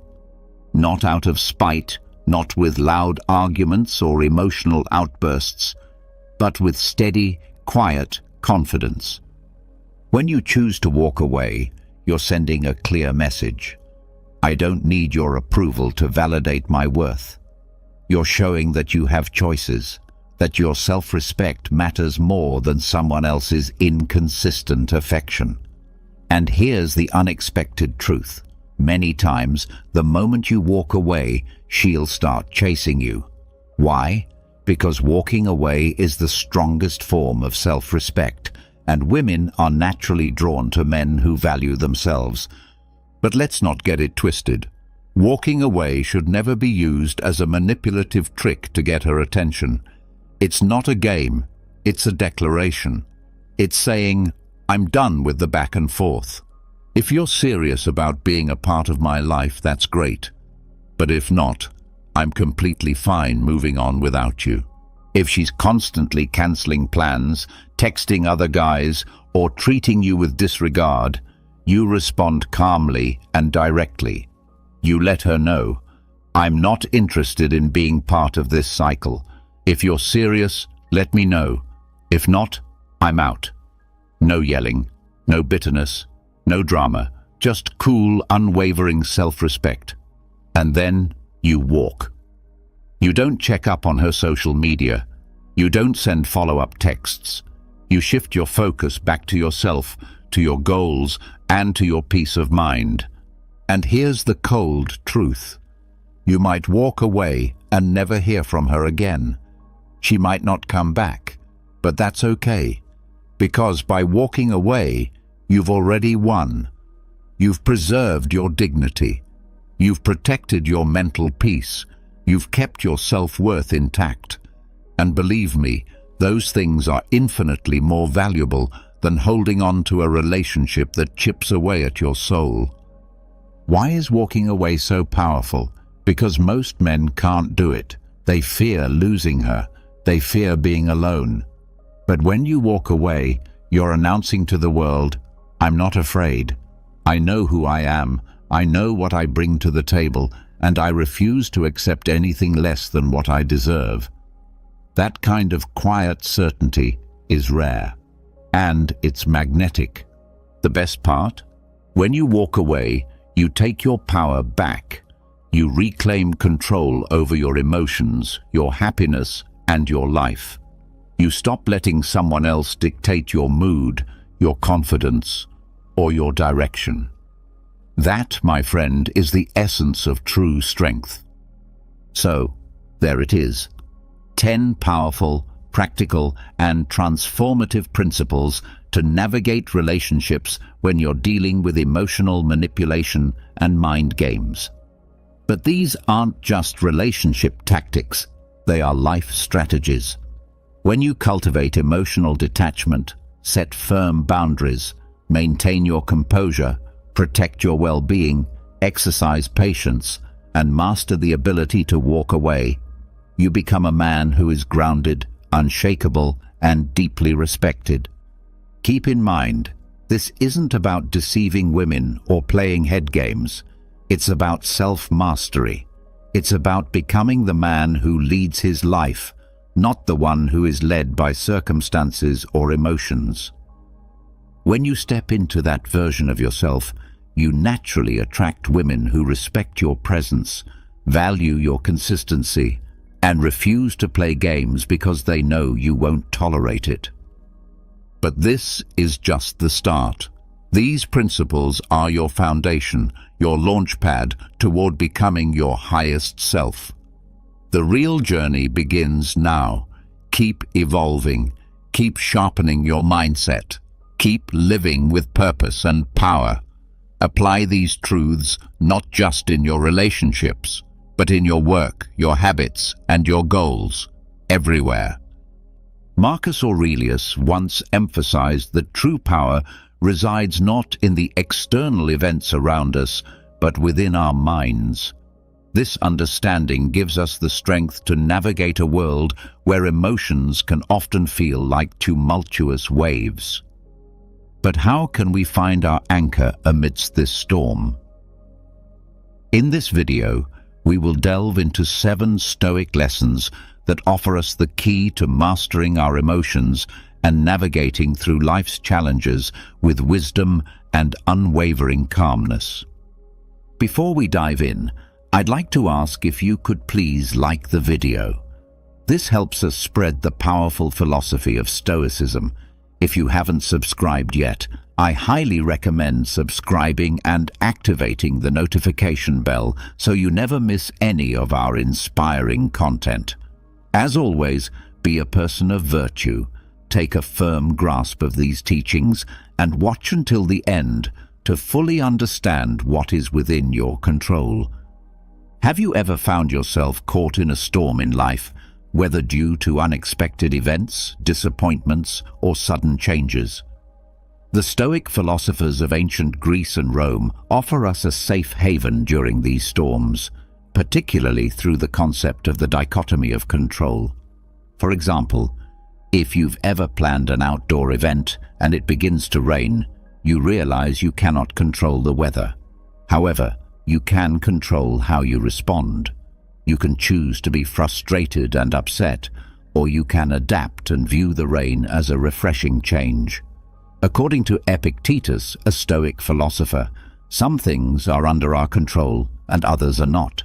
This simple truth allows us to transform our lives by recognizing that while we can influence certain aspects of life, many things are beyond our control. The Stoics believed that our well-being does not depend on external events, but on how we interpret and react to them.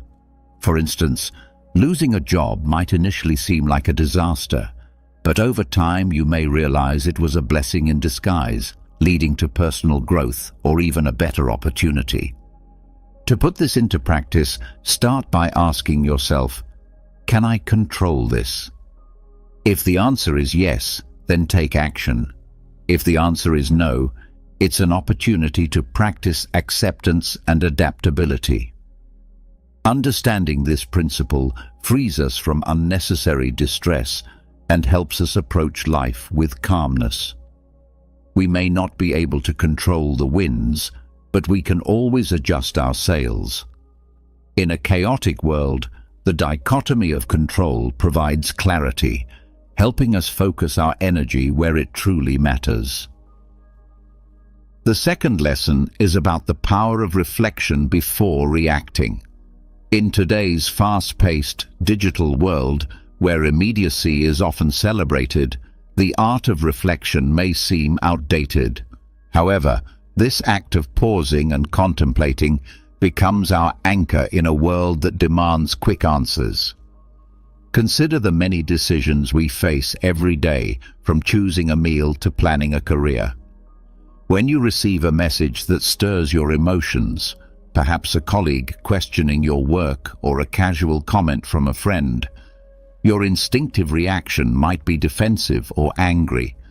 But what if instead of diving into a hasty response, you took a step back and allowed yourself a moment of detachment? This is not about suppressing emotions, but rather about giving them space to be understood. Reflection is an active engagement with our thoughts and feelings, where we ask probing questions. Why did this happen? Why does it affect me so deeply? What beliefs or past experiences are influencing my emotions? Is my immediate reaction rooted in the present situation, or is it shaped by past baggage? Reflection also promotes empathy, helping us consider other perspectives. Perhaps that colleague had a stressful day, or maybe the friend didn't realize the weight of their words. In relationships, this practice is vital. How many misunderstandings could be avoided if we took the time to reflect before reacting? How many bridges could be built through thoughtful reflection? Taking a moment to reflect offers clarity, compassion, and deeper connection. In professional environments, the ability to pause and ponder is an invaluable trait in leaders. Those who reflect before making decisions are often more respected and effective, seen as thoughtful individuals whose choices stem from careful consideration. In a world constantly in motion and accelerating, the act of reflection is a quiet yet powerful form of resistance, a declaration that we will not be swept away by the currents of immediacy. It's a commitment to our well-being, the quality of our interactions, and the deepening of our wisdom. The third lesson is about cultivating detachment. In a world filled with emotional turbulence, practicing detachment is essential. This doesn't mean suppressing our emotions, but rather developing a balanced perspective that allows us to observe events, situations, and emotions without being overwhelmed by them. Detachment offers a sense of peace in a world overloaded with information, helping us navigate relationships and conflicts with greater clarity. Imagine watching an exciting movie. You're deeply involved, feeling every moment. But now, imagine you step back and watch the movie as an observer, understanding the plot and characters without being consumed by the emotions of the story. Practicing detachment is similar. It allows us to remain calm and composed, seeing situations for what they are without being carried away by the emotional currents they stir. When you're watching an exciting movie, you might feel a surge of emotions, excitement, sadness, and tension. Yet, even though you're deeply involved in the story, you always remember that it's just a film. There's no need to act impulsively or intervene in what's unfolding on screen. This is a perfect analogy for practicing emotional detachment. It's about engaging fully with life and feeling your emotions deeply, but also knowing when to remain seated in the theater of your mind, observing the drama without losing yourself in it.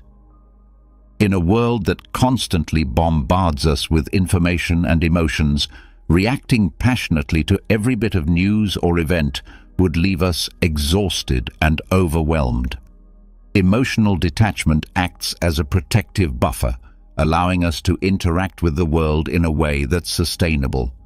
This practice is also essential in relationships.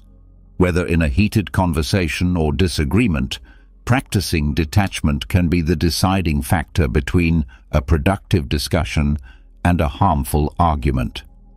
It helps us listen more effectively and respond with calm understanding and grace rather than being swept up by our emotions. Cultivating detachment begins with developing self-awareness.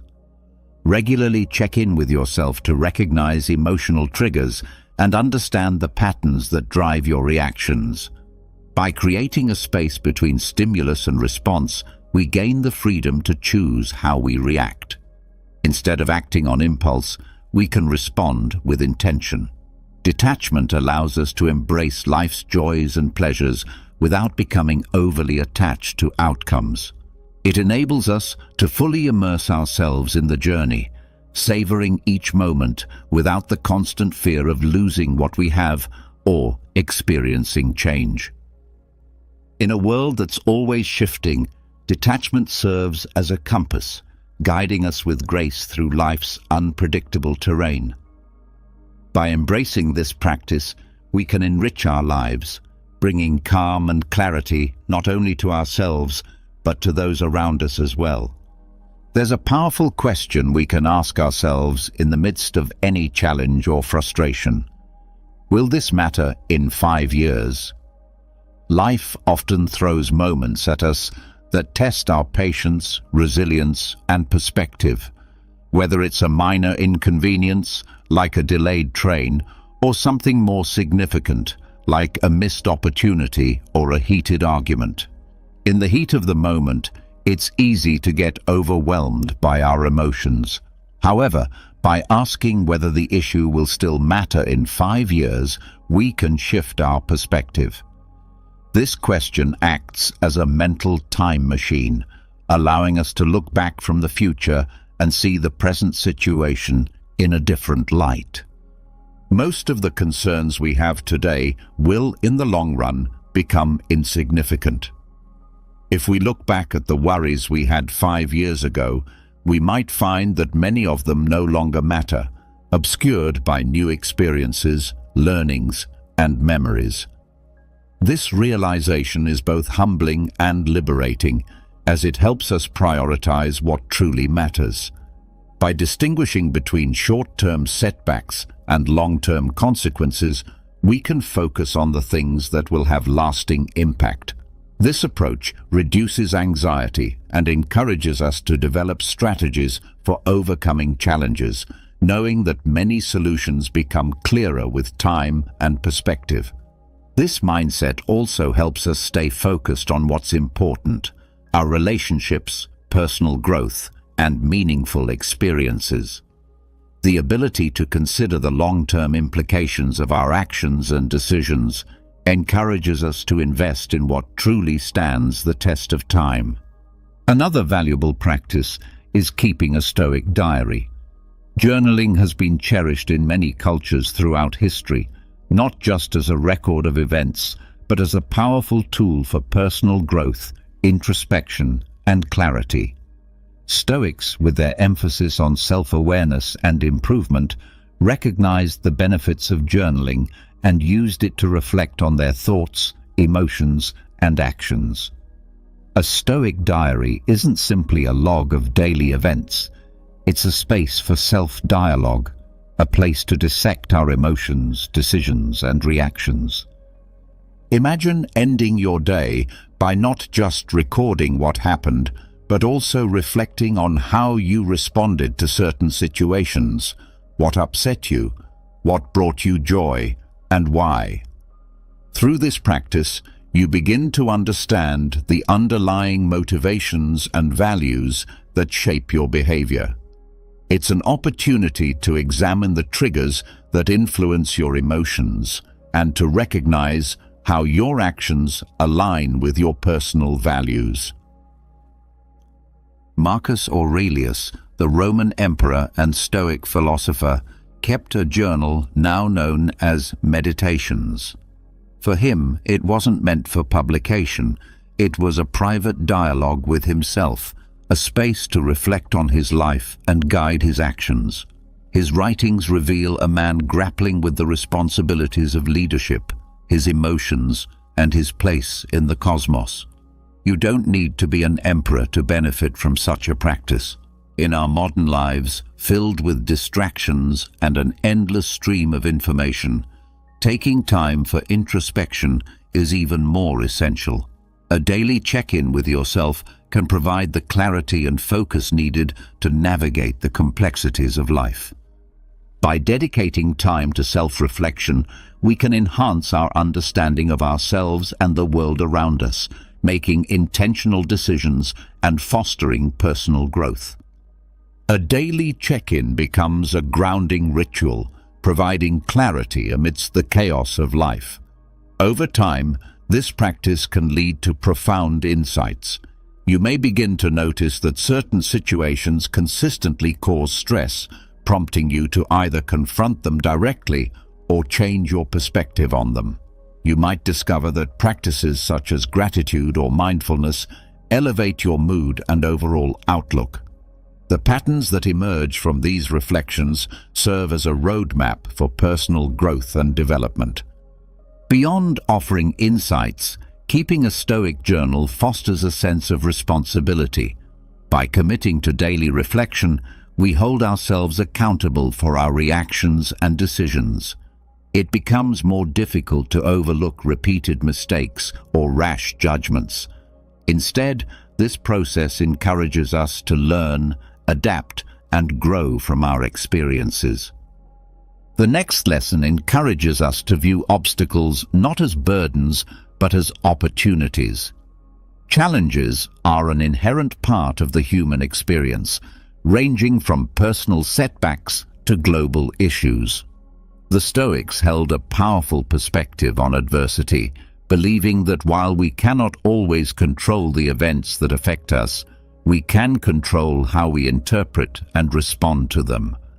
This shift in perspective transforms challenges from mere setbacks into valuable lessons.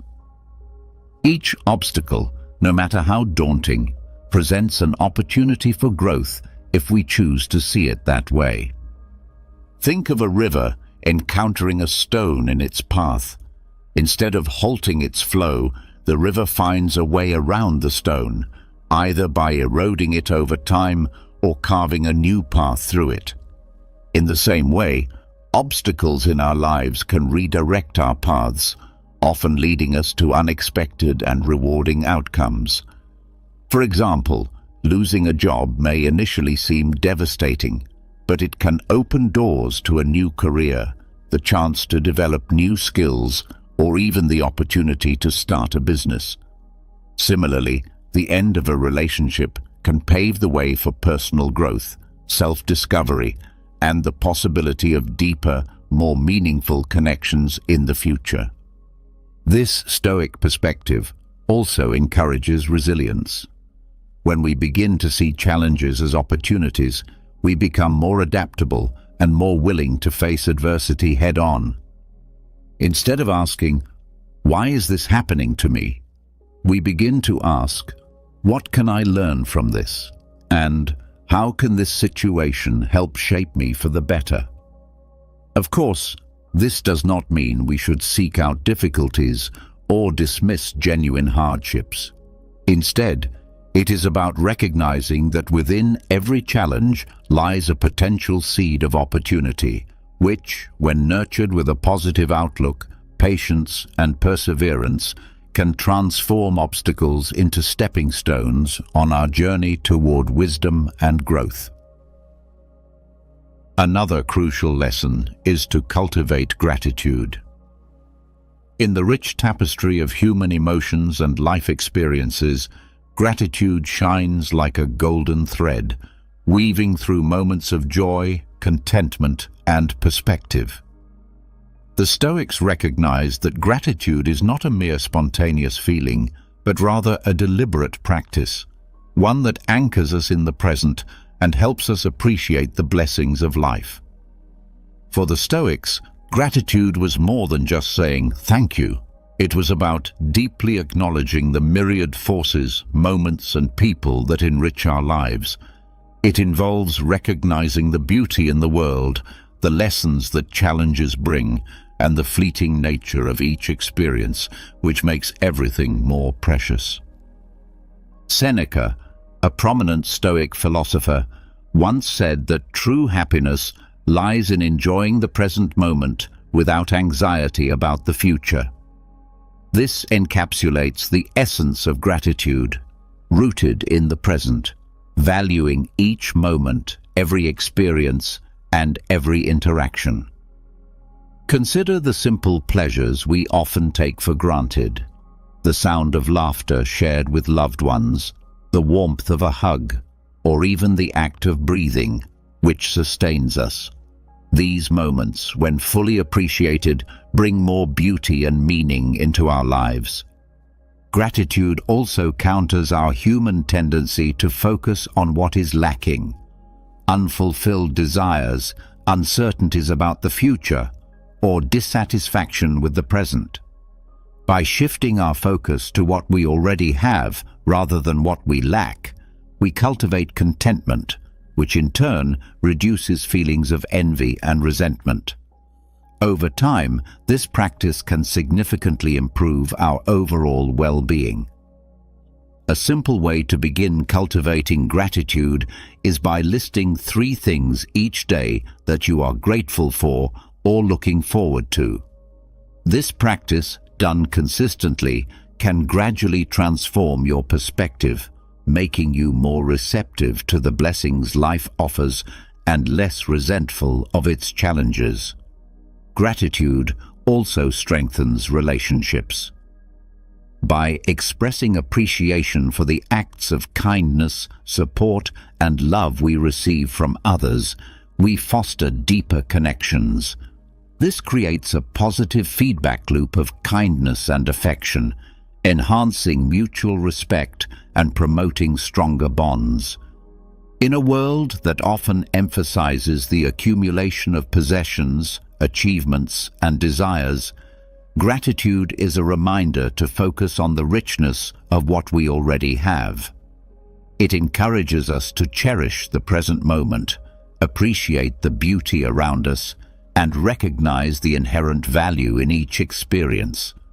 This practice not only nourishes our own well-being, but also nurtures the relationships that bring meaning to our lives. Gratitude serves as a gentle reminder of the abundance that already surrounds us in our lives. It calls us to celebrate the present moment, to embrace life with open arms, and to walk through our journey with a heart filled with thankfulness. I sincerely hope that these Stoic lessons have been both enlightening and valuable to you. Imagine learning to master the art of controlling your mind, a pursuit that traces its roots back to Stoic philosophy, a school of thought that flourished in ancient Greece and Rome. This age-old philosophy holds that by gaining control over our thoughts, emotions, and reactions, we can tap into a profound sense of inner peace and independent virtue, unaffected by the external circumstances of our lives. In this video, we will explore the Stoic principles that guide us toward achieving this internal mastery, empowering us to lead lives that are not only more fulfilling, but also balanced and meaningful. Understanding and applying these principles can help us reach a state of serenity that enables us to navigate life's ups and downs with grace and wisdom. If this is your first time on my channel, I'd appreciate it if you could support me by subscribing and liking the video so I can continue creating more content like this in the future. The first Stoic principle we'll explore is the pursuit of inner peace, independent of external circumstances. The Stoics believe that true happiness and tranquility should not be contingent on what happens around us. Instead, they advocate for finding peace within ourselves, regardless of the fluctuations in the outside world. This means that no matter what occurs in our external environment, we can maintain composure and accept the impermanence of life. This quest for tranquility requires an acceptance of impermanence. The Stoics understood that everything in life is temporary, and holding on to things or situations that are inherently fleeting will only lead to suffering. By embracing the impermanent nature of life, they found a peace that remains undisturbed by changes. One of the key elements in the search for tranquility is the ability to face adversity with equanimity. The Stoics saw difficulties as opportunities for growth, development, and strengthening the mind's capacity for detachment. They believed that rather than being defeated by challenges, we should embrace them as means to cultivate resilience. Achieving inner tranquility is also linked to detachment from disturbing emotions such as anger, fear, and despair. The Stoics teach us to acknowledge these emotions but not let them control our actions or decisions. By living in accordance with virtue, we create a clear conscience that shields us from feelings of guilt, regret, or remorse. For the Stoics, the true source of tranquility lies in acting with wisdom, courage, justice, and temperance. These virtues help ensure that we are not overwhelmed by negative emotions or the demands of the external world.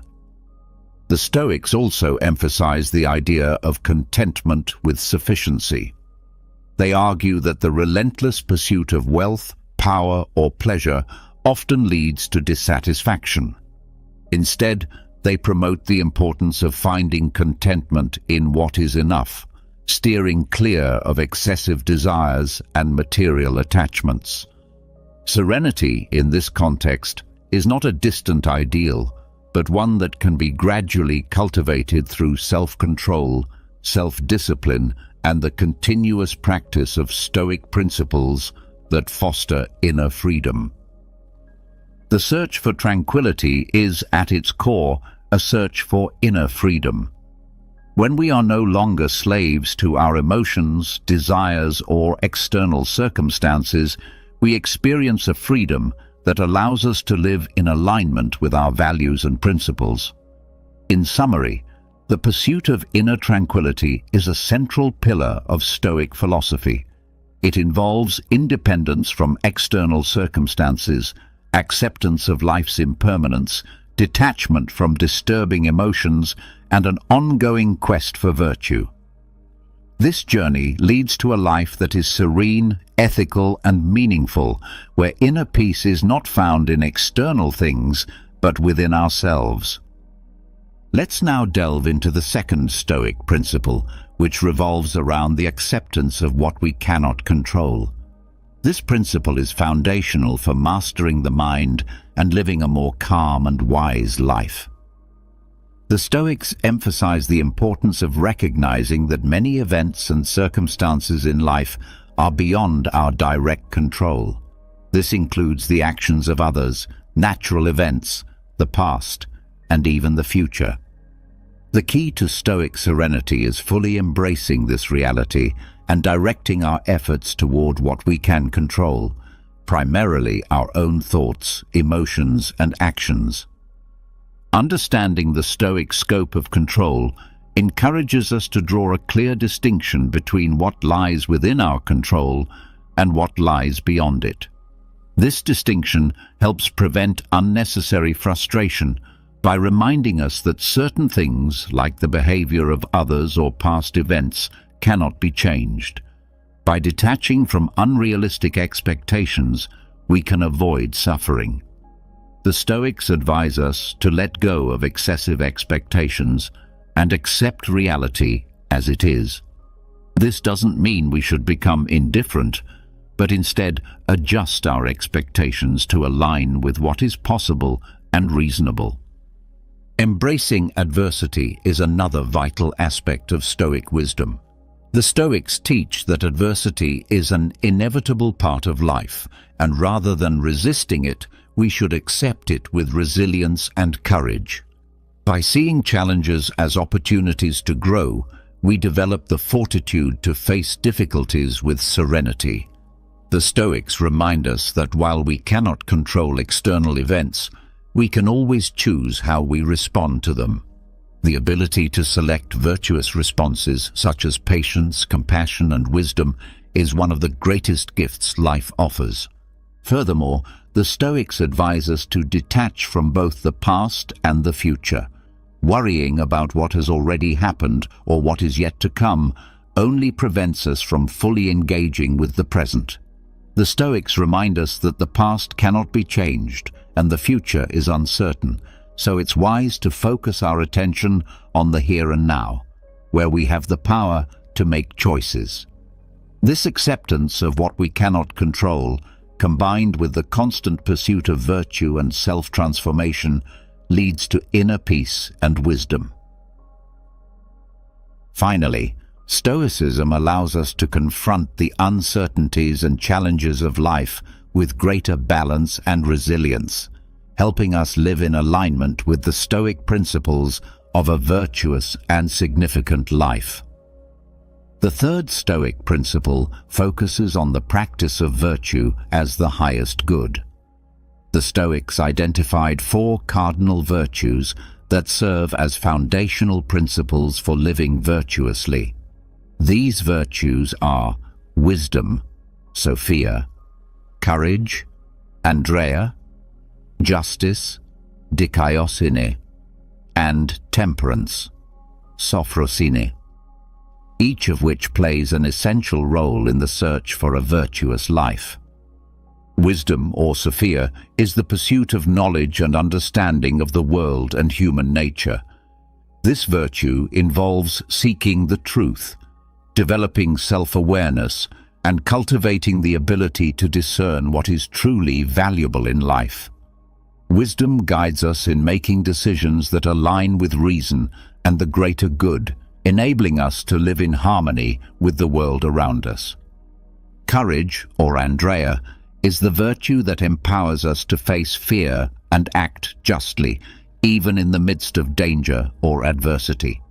The Stoics believed that courage was intimately linked to wisdom, as it requires discernment to confront dangers in a manner that aligns with virtue. Courage enables us to persist in the face of challenges, knowing that acting rightly is more important than avoiding discomfort. Justice, or Dikaiosine, involves acting with fairness, impartiality, and respect for the rights of others.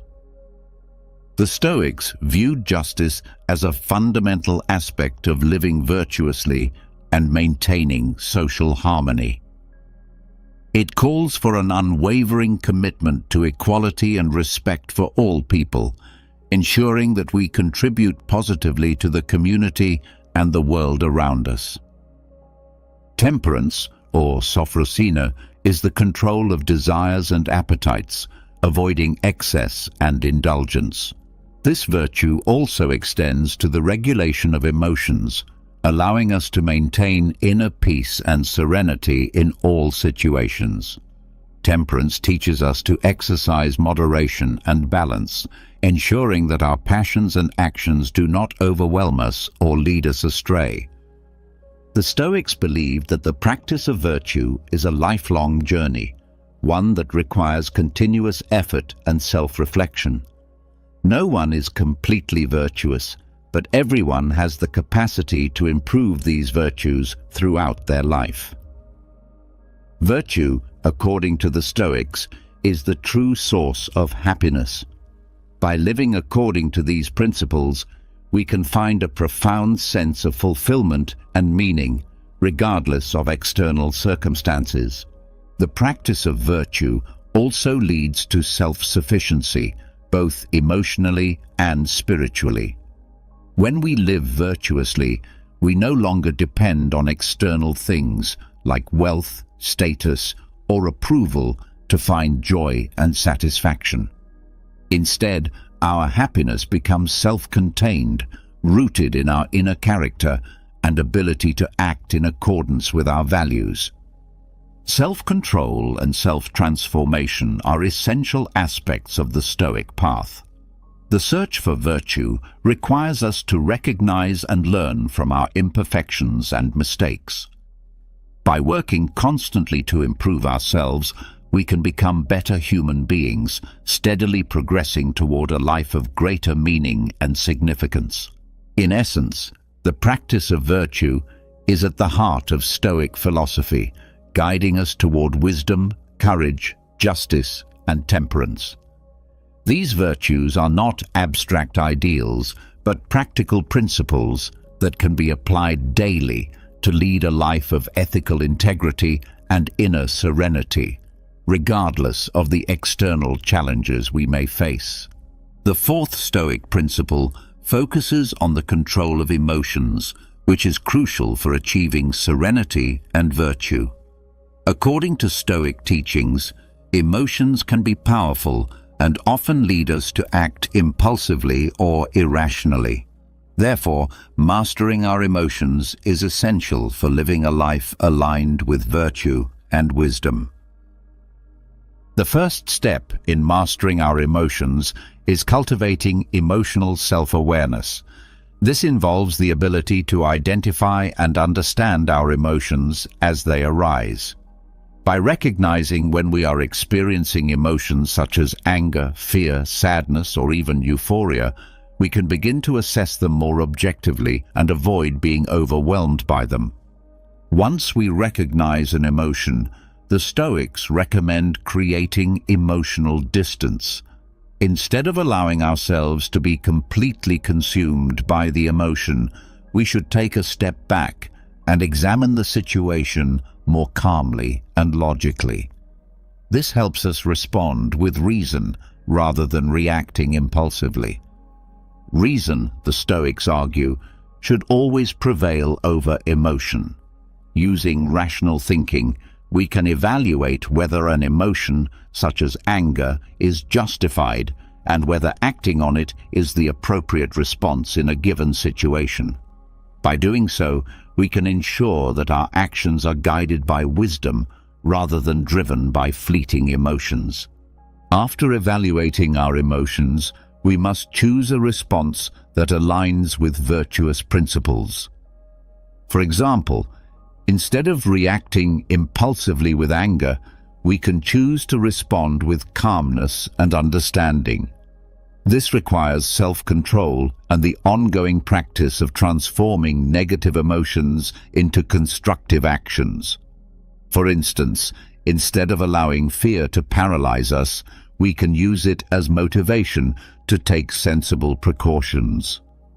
The ultimate goal of emotional mastery is emotional equanimity, a state in which our emotions do not dominate us or cloud our judgment. This does not mean eliminating emotions altogether, but rather controlling them in such a way that they do not negatively influence our decisions and actions. We learn to navigate our emotions wisely, ensuring they remain in balance with our rational thinking. It is important to understand that the Stoics do not advocate for the complete suppression of emotions. Rather, they emphasize the wise and virtuous management of emotions. They recognize that emotions such as grief in response to loss or joy in celebration of success are natural aspects of the human experience. Mastering emotions is a continuous and challenging process, yet it is crucial for living a serene and ethical life. The Stoics believe that by controlling our emotions and choosing virtuous responses, we can live according to principles such as wisdom, justice, and courage, regardless of external circumstances. This allows us to achieve an inner state of peace, which is highly valued in Stoic philosophy. The fifth Stoic principle, which focuses on living in the present, is essential for mastering the mind and leading a more meaningful life. This principle encourages us to concentrate on the present moment, avoiding excessive rumination on the past or anxiety about the future. The Stoics teach that dwelling on past regrets is useless because we cannot change what has already happened. Instead of getting lost in remorse, we should learn from our mistakes and past experiences.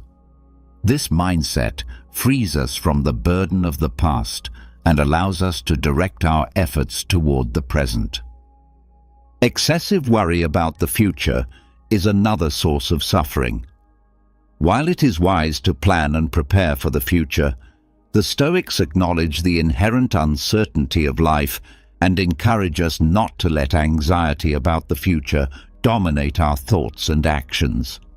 The Stoics urge us to appreciate the present moment because it is the only moment we truly have.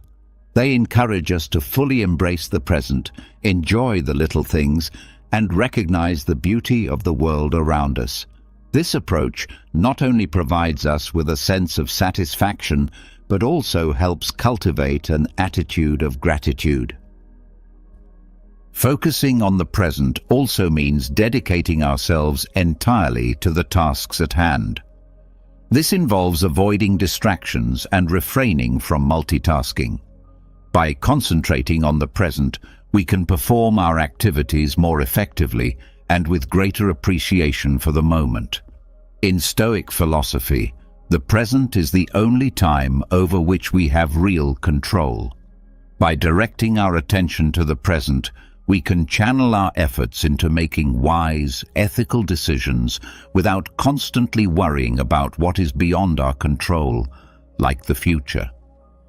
Practices like meditation and mindfulness are useful tools to help us focus on the present. These practices train our minds to remain present, reducing mental agitation and promoting tranquility.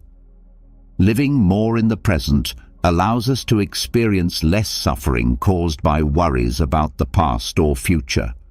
Not only does this improve our quality of life, but it also enables us to make more informed and ethical decisions. In summary, the Stoic principle of focusing on the present teaches us to value the current moment, accept the impermanence of life, and find control and satisfaction in the here and now. This does not mean ignoring the past or neglecting to plan for the future, but rather living fully and meaningfully in the present, the only moment we have control over. By doing so, we contribute to a calm mind and a more significant life. The sixth Stoic principle challenges our relationship with the external world and sensory experiences. It encourages us to find a state of equanimity with regard to these experiences. The Stoics argue that the relentless pursuit of pleasure and the fear of pain are significant sources of human suffering. To achieve serenity and virtue, it is essential to adopt an attitude of healthy indifference toward these experiences.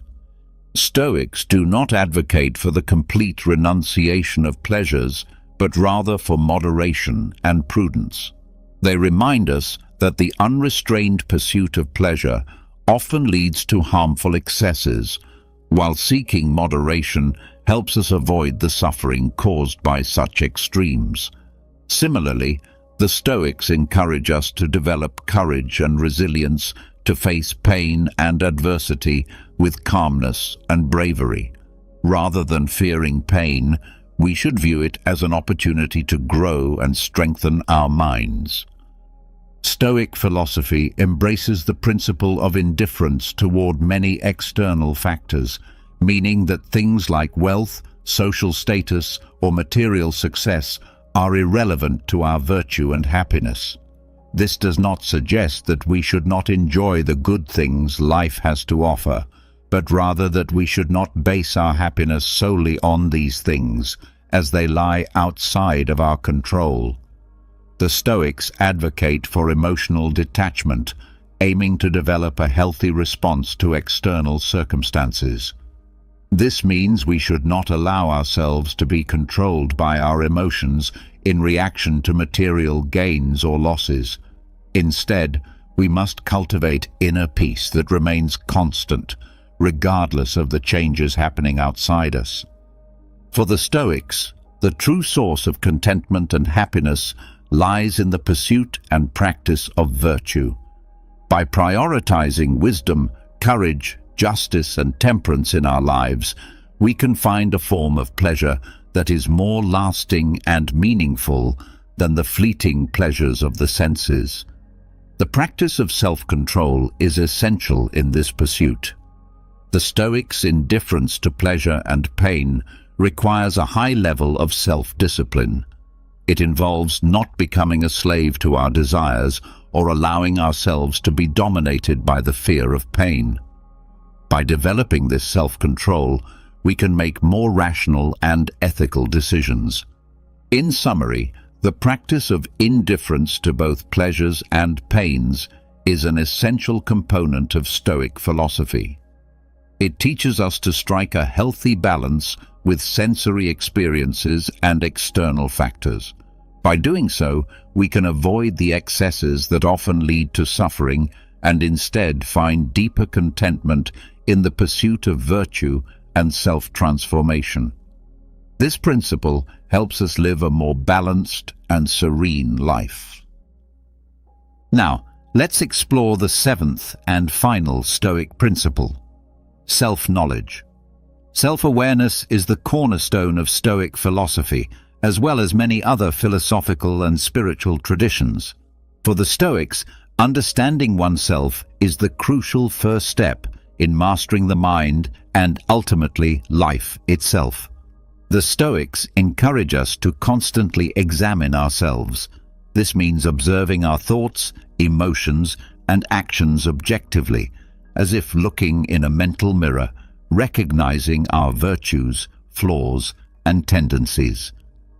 A key aspect of this self-assessment is identifying our desires and aversions. Often, we are dominated by irrational desires or unfounded fears that cause suffering. By identifying these, we can begin to question their validity and work toward controlling them. The Stoics also urge us to reflect on our values and the principles that truly matter to us. What do we seek in life? This type of reflection helps align our actions with our core values, promoting greater self-acceptance and constructive self-criticism. Self-knowledge also involves the ability to accept ourselves as we are, with all our imperfections. However, this acceptance does not mean complacency. It means acknowledging the areas in which we can improve and grow. The Stoics warn against self-deception, which is the tendency to justify our actions and rationalize harmful behaviors. Through self-knowledge, we can recognize when we fall into this trap.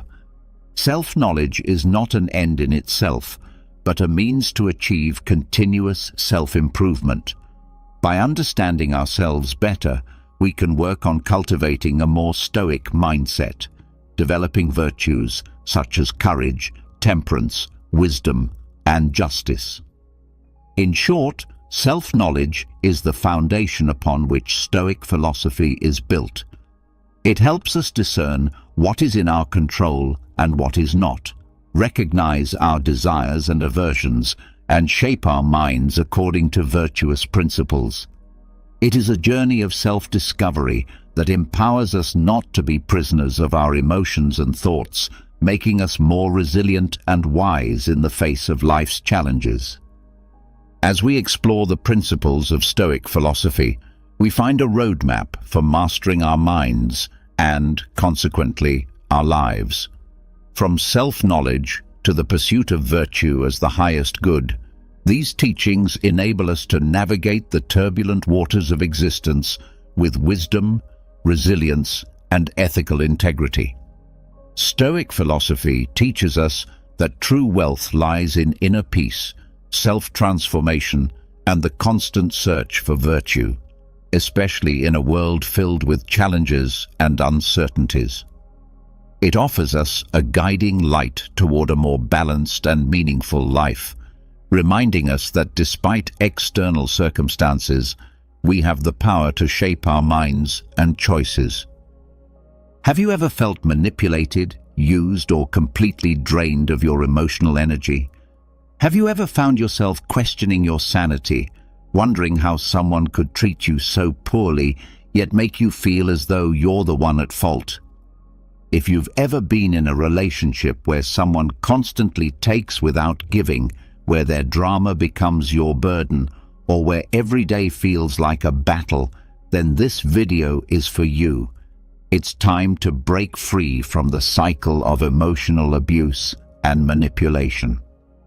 In this video, I will share 13 insightful ways to deal with toxic people, drawing on the timeless wisdom of Stoicism, techniques that have withstood the test of thousands of years, but remain as relevant as ever in today's world. Let's dive deep into the heart of manipulation, control, and emotional warfare, and arm you with the tools you need to protect your peace and reclaim your life. Relationships today, whether romantic, familial, or even friendships, can be incredibly toxic.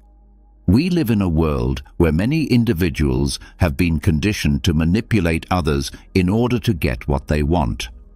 Toxic people will drain you completely, leaving you feeling exhausted, powerless, and questioning your self-worth. But here's the truth: they do not have control over you. You have the power to rise above their tactics and take charge of your emotional well-being. This is the core insight that the Stoics understood so well. Control what you can and let go of the rest. In this video, we will explore 13 powerful strategies based on Stoic philosophy that will help you handle toxic individuals like a warrior. This is not about passively accepting abuse. It's about taking bold, decisive action to protect yourself, reclaim your peace, and become emotionally bulletproof. Let's begin with something that might seem obvious, but is often overlooked: identifying toxic behavior. Have you ever found yourself in a situation where no matter what you do, nothing is ever good enough? Whether it's a friend, partner, or family member, they criticize every little thing, constantly question your decisions, and somehow always position themselves as the victim. You end up apologizing even when you haven't done anything wrong. If this sounds familiar, you're experiencing manipulation at its core, which is classic toxic behavior. Toxic people behave like emotional parasites, draining you of your energy in ways so subtle that you often don't realize it until you're completely exhausted. They are experts at delivering small, seemingly harmless comments that undermine your confidence, making you question your worth. They might say things like, "I was just joking," or "Why are you so sensitive?" But don't be fooled. This is emotional manipulation at its finest. Toxic people love to play the victim, twisting every situation to make you feel guilty for simply standing up for yourself. How many times have you heard, "I can't believe you would do this to me," or "After everything I've done for you, this is how you treat me"? These are manipulation tactics designed to make you doubt your instincts and lower your defenses. The first step in breaking free is recognizing these behaviors for what they truly are: emotional abuse. It's not just a bad day or a miscommunication. It's a deliberate attempt to control and manipulate you. Once you see through the mask they wear, you can start taking steps to protect yourself. Here's a golden rule to remember: if you constantly find yourself justifying someone's behavior to others or even to yourself, that's a huge red flag. Healthy relationships don't require you to explain away mistreatment. Toxic ones do. Now, let's address a powerful truth. It's not personal. Toxic people's behavior is never about you. It's always about them. While this might sound simple, think about how many times you've internalized their words, questioning whether you truly are the problem. They make you feel like everything is your fault, but the reality is, their behavior is a reflection of their own inner turmoil and insecurities. They can't take responsibility for their own actions, so they project their negativity onto you.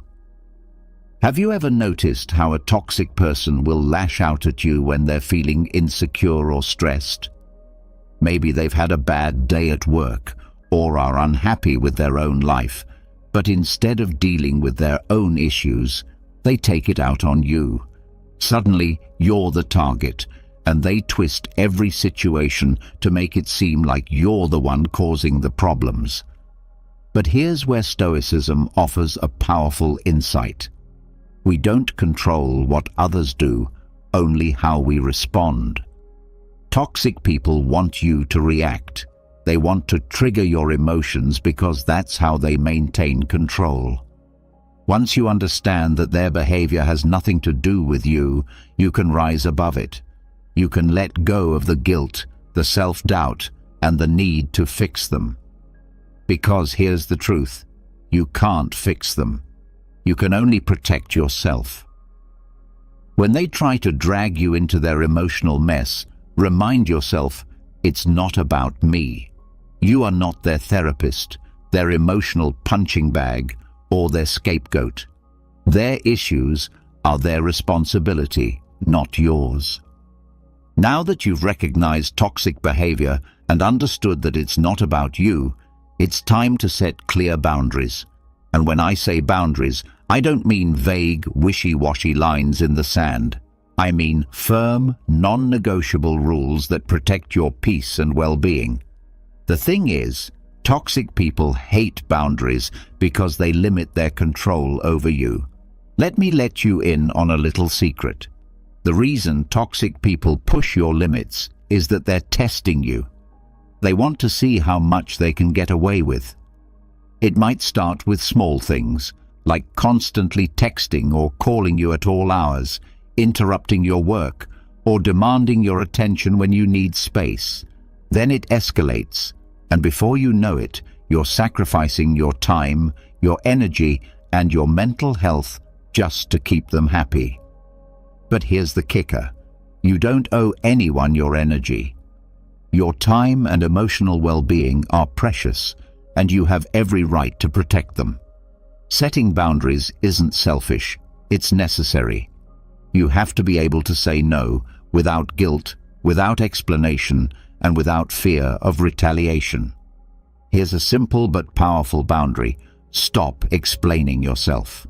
Toxic people love to drag you into endless explanations. Why don't you want to do this? How come you're acting this way? Don't you care about me? They'll use guilt, manipulation, and even anger to make you justify your decisions. But here's the thing. You don't need to justify your boundaries to anyone.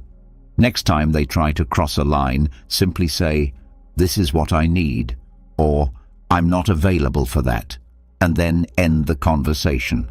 The more you stand firm in your boundaries, the more they'll realize they can't manipulate you. Eventually, they'll either adjust their behavior or move on to someone else who will tolerate their nonsense. The next powerful strategy is mastering the art of non-reaction. Toxic people thrive on your reactions. They push your buttons to get a rise out of you, because let's face it, they live for the drama. Every time you react with anger, frustration, or even sadness, you're giving them exactly what they want: power over your emotions. But here's the truth. You have the power to stop them dead in their tracks.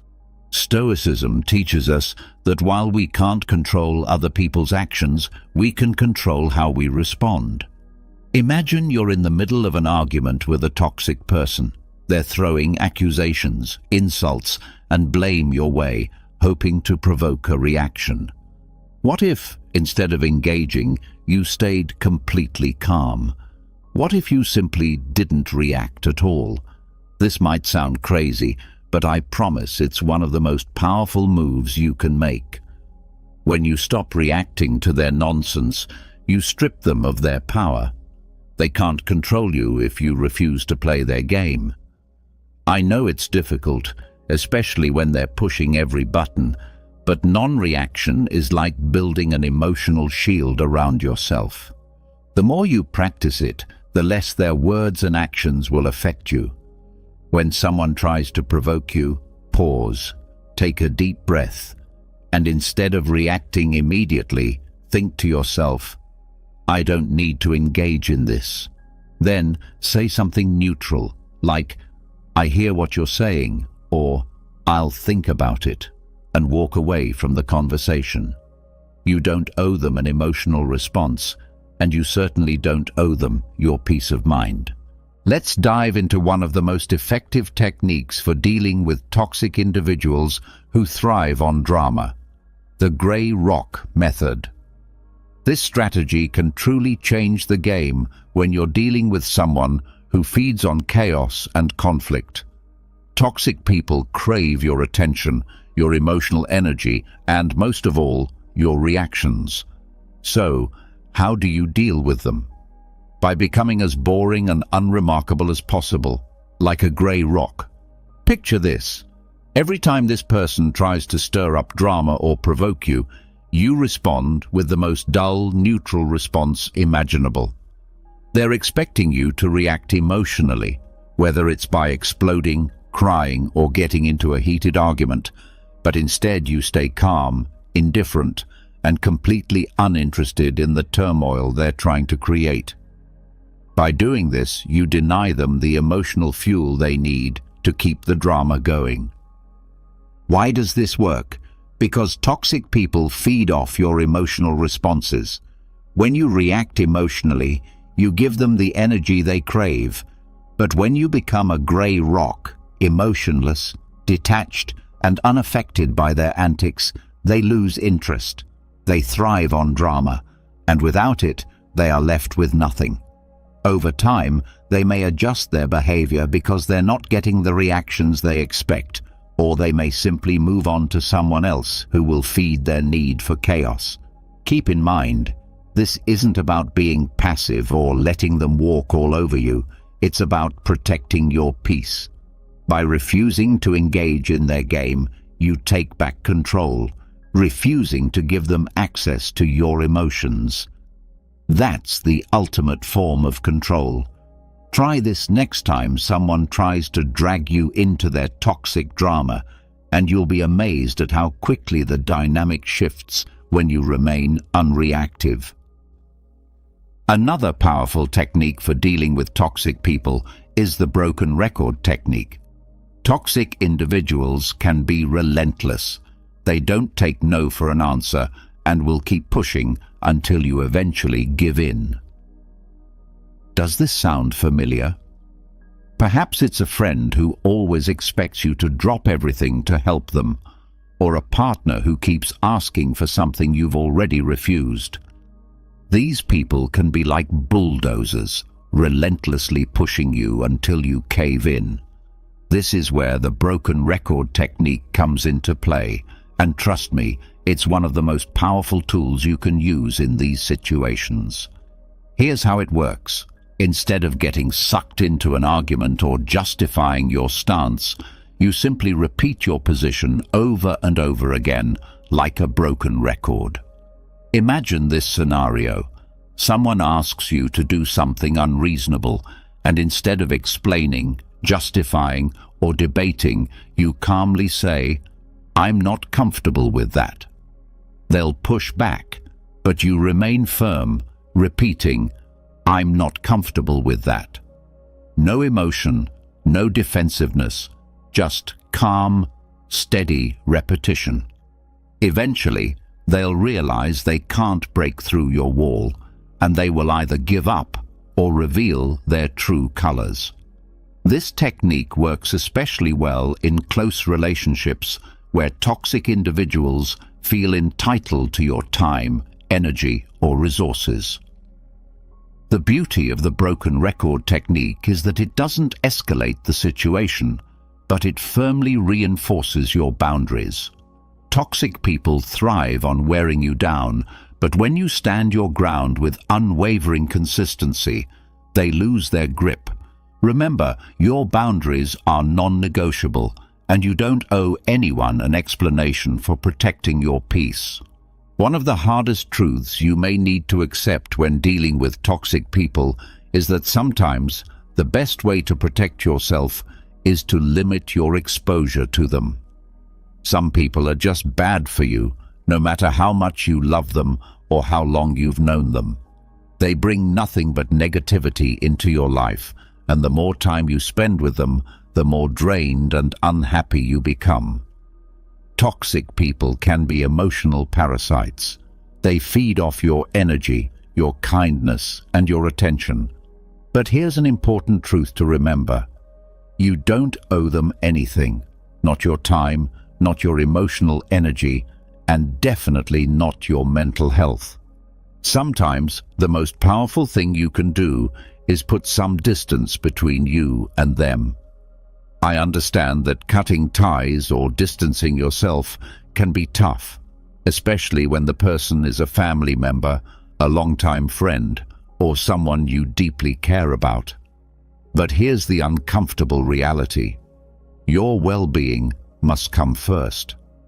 If someone constantly makes you feel small, stressed, or emotionally exhausted, it's time to consider limiting your exposure to them. This doesn't mean you don't care about them. It simply means you care enough about yourself to protect your peace. Limiting exposure can take many forms. It might involve seeing them less often, keeping conversations brief, or steering clear of sensitive topics that trigger toxic behavior. If it's a co-worker, it could mean limiting interactions to strictly professional matters. If it's a family member, it might mean setting firm boundaries around when and how you engage with them. You can still be polite and respectful while guarding your energy. Your mental health is priceless, and toxic people do not have the right to take that from you. Building a strong support system is another powerful way to deal with toxic people. One of the most insidious tactics toxic individuals use is isolation. They'll undermine your other relationships, either subtly or not so subtly, making you feel as if they're the only ones you can rely on. Over time, they chip away at your confidence, making you doubt your judgment and distancing you from the people who genuinely care about you. This is how they maintain control, by feeding off your dependency and keeping you trapped in their toxic web. But here's a powerful truth. You don't have to go through this alone. Building a solid support system is one of the most effective ways to combat the influence of toxic people. Surround yourself with people who genuinely care about your well-being, who support your growth, and who respect your boundaries. Whether they're family, friends, or a community of like-minded individuals, having a network of people who support you will make a huge difference in how you handle toxic relationships. When you have people in your corner who uplift you, it becomes much harder for toxic individuals to tear you down. Your support system should consist of people who encourage you to be the best version of yourself, those who challenge you to grow in ways that feel empowering, not draining.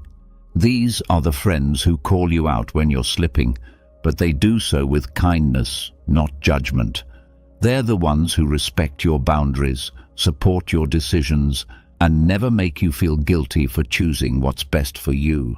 When you have a tribe of people who love and respect you, toxic people lose their power because they can no longer isolate you. Remember, the stronger your support system, the weaker the toxic person's grip on your life.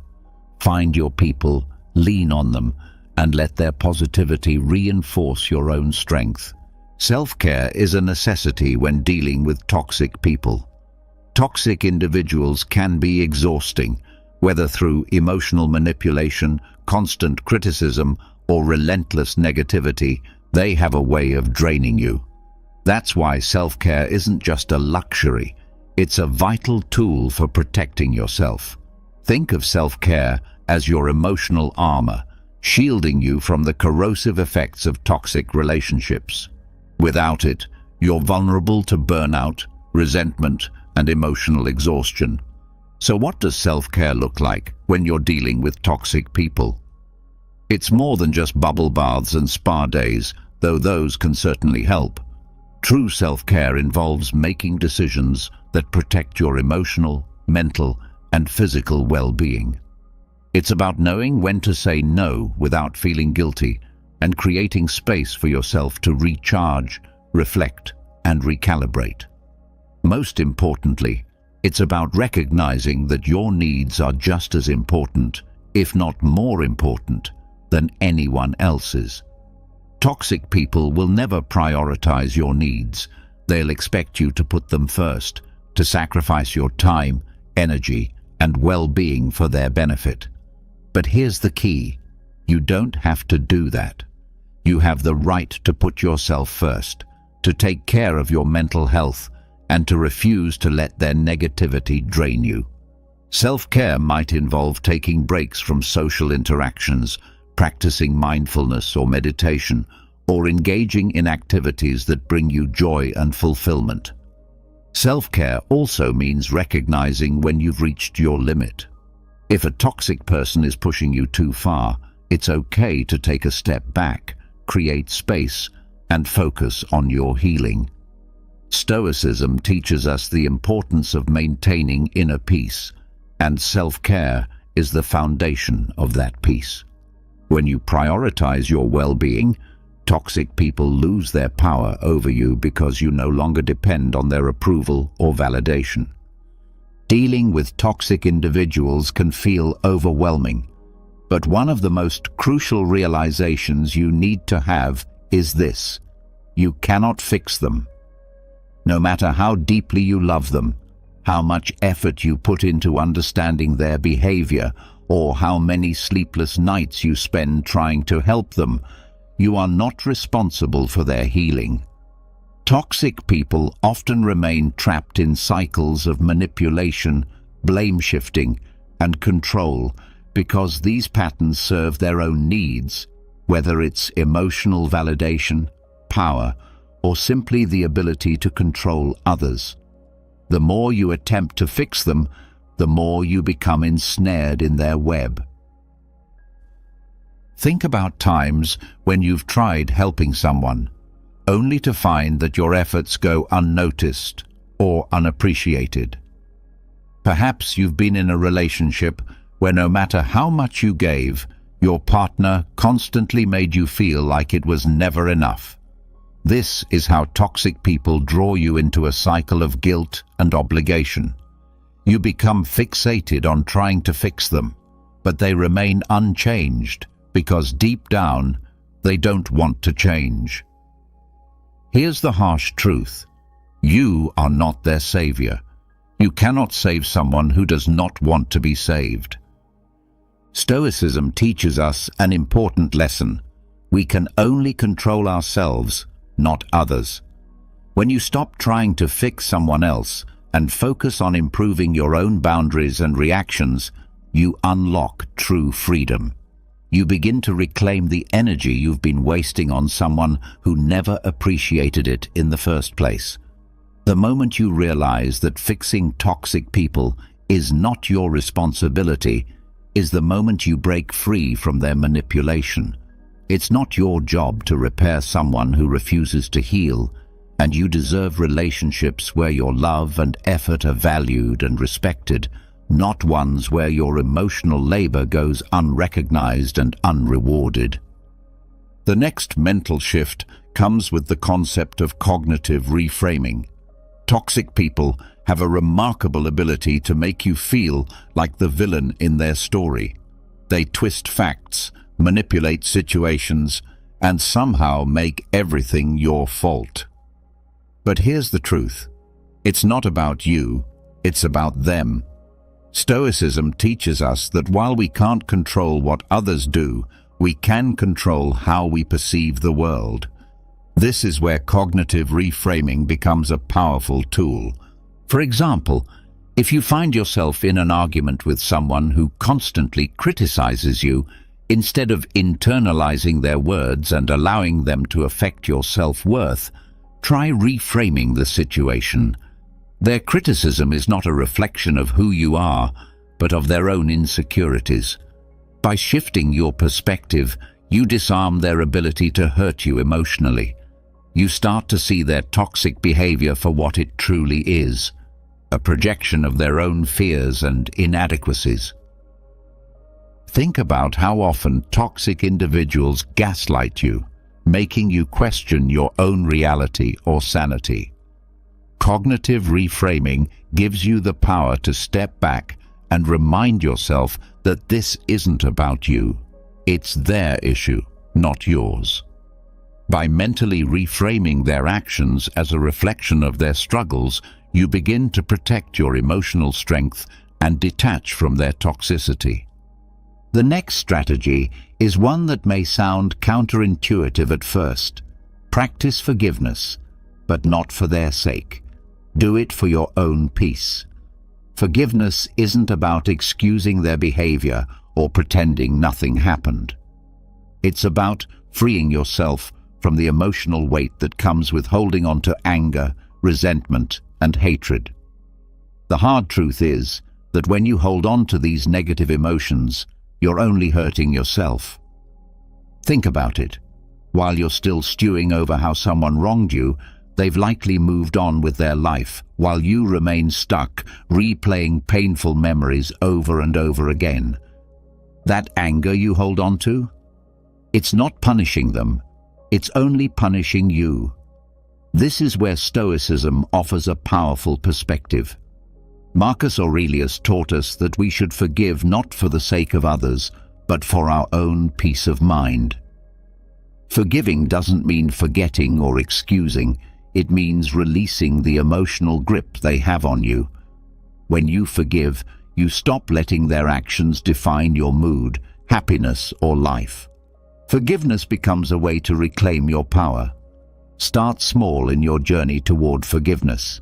Instead of immediately trying to forgive someone for a major betrayal, begin by letting go of smaller grievances, the rude comments, the dismissive attitude.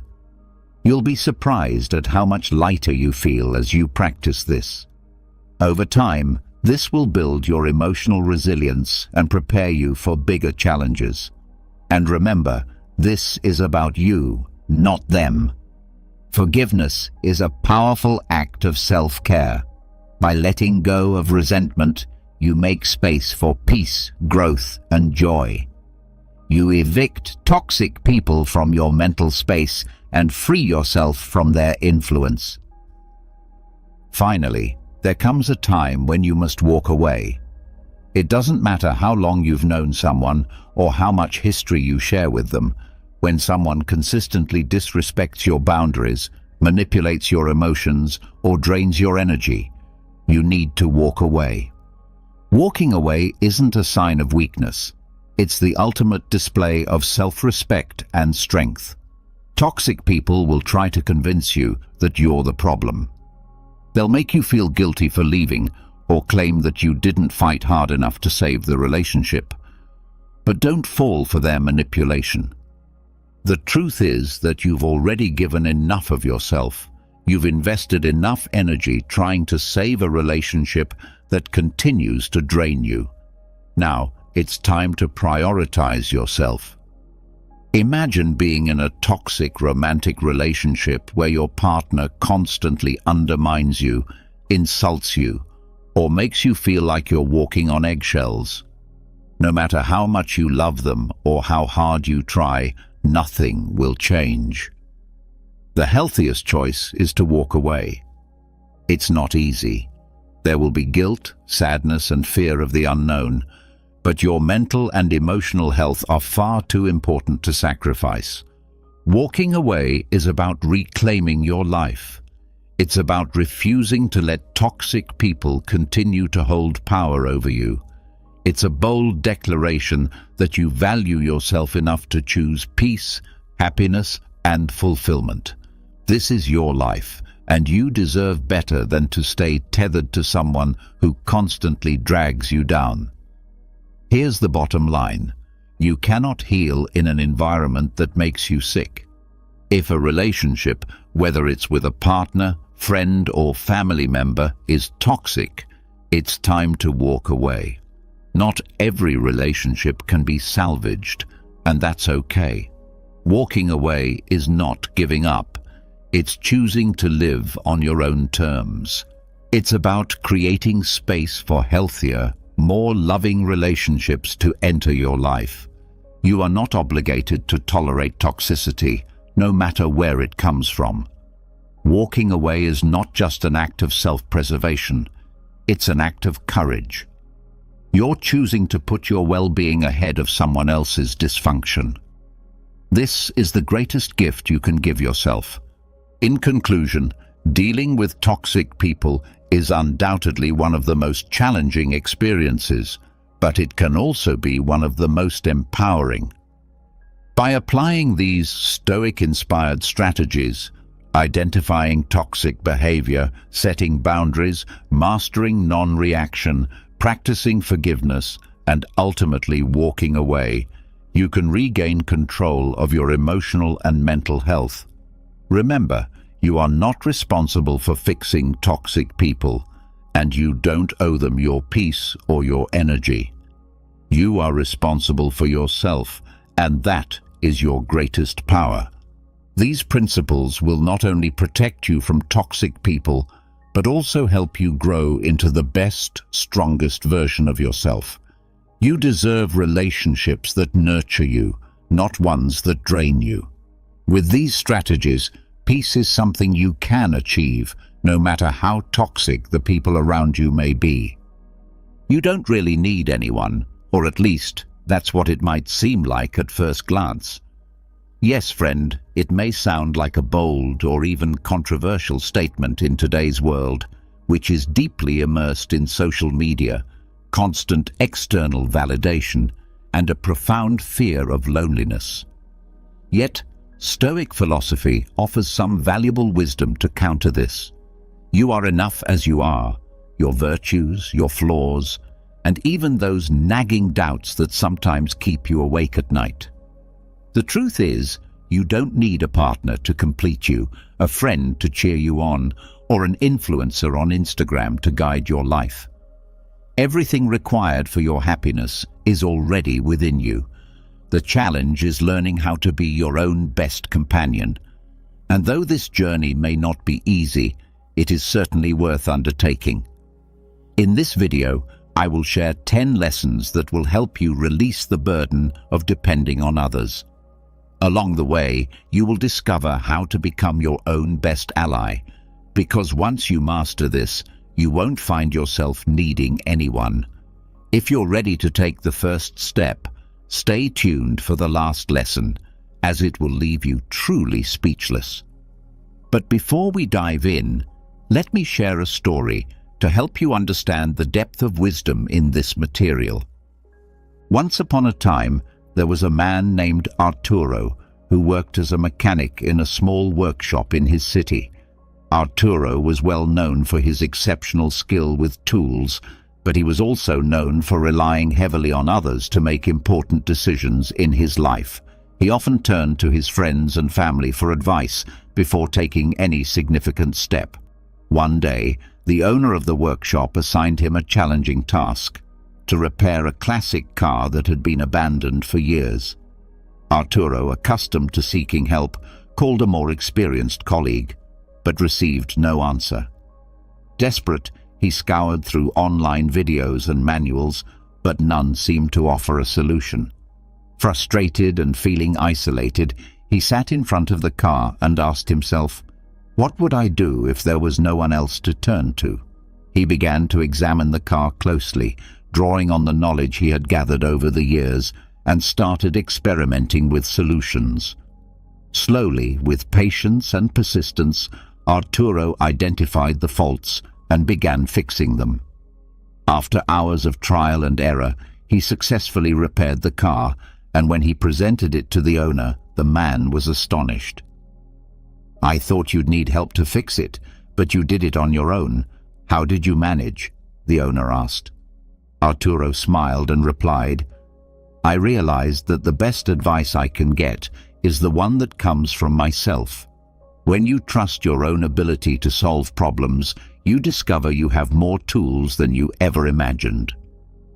The moral of this story is simple yet profound.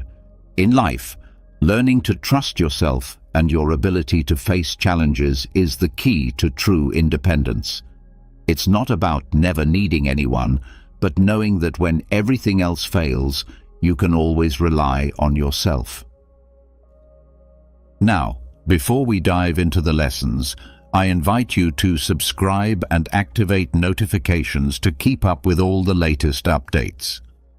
Let's begin with the first lesson. Learn to be your own best company. Have you ever felt like you need someone else to complete you? Maybe you've thought that if you had more friends, a more understanding partner, or the perfect job, your life would be infinitely better. But what if I told you that the real key to happiness isn't found outside of you, but deep within? Yes, it might sound like something out of a motivational book, but let me explain. True emotional independence, the kind that doesn't rely on anyone or anything, is a superpower that we can all develop. You might spend your life looking for someone who can complete you, but the reality is, the only person you truly need to feel whole and happy is yourself. It's not easy, I understand, but if you commit to it, you'll build such a strong relationship with yourself that no one else will be able to offer you what you already give yourself. This isn't about having a superficial relationship where you just look in the mirror and tell yourself, "I'm amazing." I'm talking about a deep connection that goes beyond your successes, your failures, or what others think of you. The Stoics practiced emotional self-sufficiency, and they believed that we don't need to depend on external circumstances to feel good about ourselves. This doesn't mean you become a hermit, shutting yourself off from the world. Rather, it means that when life doesn't go as planned, you can maintain your peace and inner calm without falling into chaos.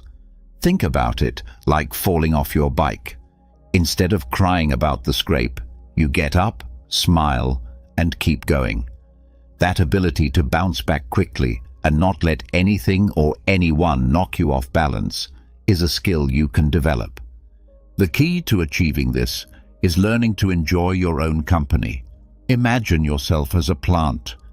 If you rely entirely on rain or others for your survival, there will be times when you go without and you'll wither. But if you learn to extract water from the earth and become self-sufficient, it doesn't matter if it rains or not, you'll keep growing. This is the essence of inner strength. Not that you don't need others, but that you no longer depend on them for your sense of completeness. The path to this is simple. Make peace with your solitude and use that time to really understand yourself, to discover what makes you happy when no one else is watching. As the Stoics taught, reflection and introspection are essential tools for finding inner peace. And yes, it sounds cliché, but when you can be content with yourself, everything else will fall into place. The real lesson here is that true peace and happiness stem from your ability to be self-sufficient. Once you master the art of being enough for yourself, you'll realize that you never needed anyone else to feel whole. This doesn't mean you won't enjoy the company of others, but you won't rely on them for your happiness. Emotional independence is a gift you can give yourself. It's not achieved overnight, but with patience and practice, you can live fully without depending on external factors. As Epictetus said, "He who does not depend on anyone becomes the master of himself." Now, let's move on to the second lesson. Learn to say no. Have you ever felt like the weight of the world is on your shoulders? Like you're just a doormat for everyone to unload their problems onto? I'm sure you've been there, but the truth is, you don't have to keep being the person that everyone turns to for help. The key to breaking free from this is an incredibly simple yet powerful tool: learning to say no. Stoic philosophy teaches us something very basic but vital. While we can't control everything, we do have the power to decide what we allow into our lives and what we don't. Imagine you're a wall. I know it sounds boring, but bear with me. A wall is impenetrable, and after a while, anything that tries to come in becomes a burden you can't release. Now, think of yourself as having a boundary, not a wall. Boundaries are clearly defined, allowing what's necessary to pass through, but keeping out what doesn't serve you. It's not about isolating yourself from the world, it's about setting limits to protect your well-being. Saying no isn't about rejecting the person asking, it's about rejecting what they're asking for at that moment. It's about not compromising your peace to meet the expectations of others. You won't be less loved or more loved by saying no. In fact, by respecting yourself and your boundaries, you'll earn more respect from others. The next time someone asks you for something, ask yourself, is this really important to me? If the answer is no, then you don't have to do it. Don't complicate your response with excuses. Simply say, I can't do it right now, or it's not something I can do. People will ultimately respect your sincerity more than any well-crafted excuse. At the end of the day, it's up to you to decide who can cross your boundaries and who must remain outside them. This isn't about becoming unapproachable, but about safeguarding what truly matters, your time, energy, and peace of mind. The Stoics understood this well. Living with purpose and without being swayed by the external pressures that others place upon us is a courageous act. Begin today by practicing the art of saying no. And if someone criticizes you for it, remember that a wall doesn't change its shape because of what others say, but a boundary knows where it should stand. Seneca wisely said that freedom begins when you learn to set limits without feeling guilty. The power of self-esteem is a fragile thing. We often let ourselves be influenced by what others think of us. One comment, one look, and suddenly we're questioning ourselves. It's as if our self-worth becomes a house of cards, vulnerable to a single gust of wind. If you want to break free from this instability, it's time to build an unshakable self-esteem that doesn't collapse with the opinions of others. The Stoics provided us with the key to achieve this. We don't need anyone else to feel whole. Imagine standing in front of a mirror. This isn't just any mirror, but a magical one that reflects not just your appearance, but your thoughts. Do you see yourself for who you truly are? Or do you see yourself through the lens of how you wish others would see you? It's interesting how our self-esteem has become a distorted reflection shaped by external expectations, the gaze of others, their judgments, and the constant feedback from social media that tells us whether we are good or bad. It's difficult to remain calm when it feels as if the entire world has something to say about you. But what if I told you that true confidence has nothing to do with what others think of you? The Stoics knew this. Instead of clinging to the opinions of others like they were essential to our survival, they cultivated something far stronger: self-sufficiency. This ability to rely on oneself for validation is the foundation of unshakable self-esteem. To build this, there are a few crucial steps. The first is to accept your imperfection. Nobody is perfect, and if you think you can attain perfection, you are likely deceiving yourself. The Stoics knew this well. Perfection is a fantasy. Instead, it's about being wise in how we manage our emotions and reactions. The second step is to stop seeking external validation. If you're constantly searching for approval, you will find yourself stuck on a hamster wheel, running endlessly without ever reaching your destination. The Stoics practiced indifference to criticism, knowing that the only evaluation that truly matters is their own. When someone criticizes you, simply observe it and let their words slide off you like water over a stone. Another important step is to practice gratitude for yourself. If you are unable to recognize your own accomplishments, no one else will do it for you.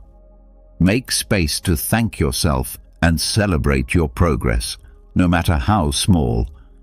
every step forward is a victory. Stoic philosophy emphasizes the importance of daily reflection, a kind of personal balance sheet where you are your own judge. You must become your own support system instead of relying on others to lift you up. Self-pity does not equate to complacency. It's about understanding that we all have low moments, but we are capable of rising above them without needing someone else to do it for us.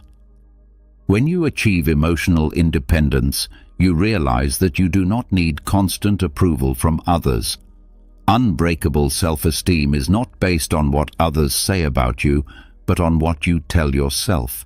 Learning to live without the constant need for external validation will make you freer, stronger, and more authentic. If you stop looking to others for what can only be found within, you will discover that you are more than enough just as you are. As Marcus Aurelius told us in his Meditations, true freedom begins when you stop seeking from others what only you can provide for yourself.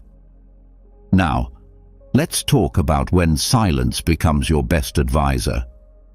Have you ever found yourself surrounded by noise, yet felt a deep emptiness?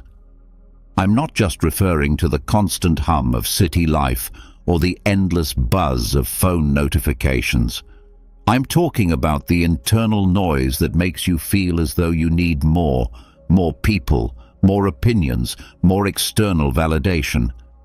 But what if I told you that everything you need is already right there in front of you, in that uncomfortable space you try to avoid? Silence. In its purest form, silence is often seen as a threat. It's the place where we face our own company, and like a mirror, it reflects our true selves. It can be terrifying to be alone with your thoughts, but it is precisely in these moments that clarity begins to appear. When the noise fades, we finally hear what we need to hear, what belongs to us, what truly matters. The Stoics, with their practical philosophy, understood that inner peace does not depend on external circumstances.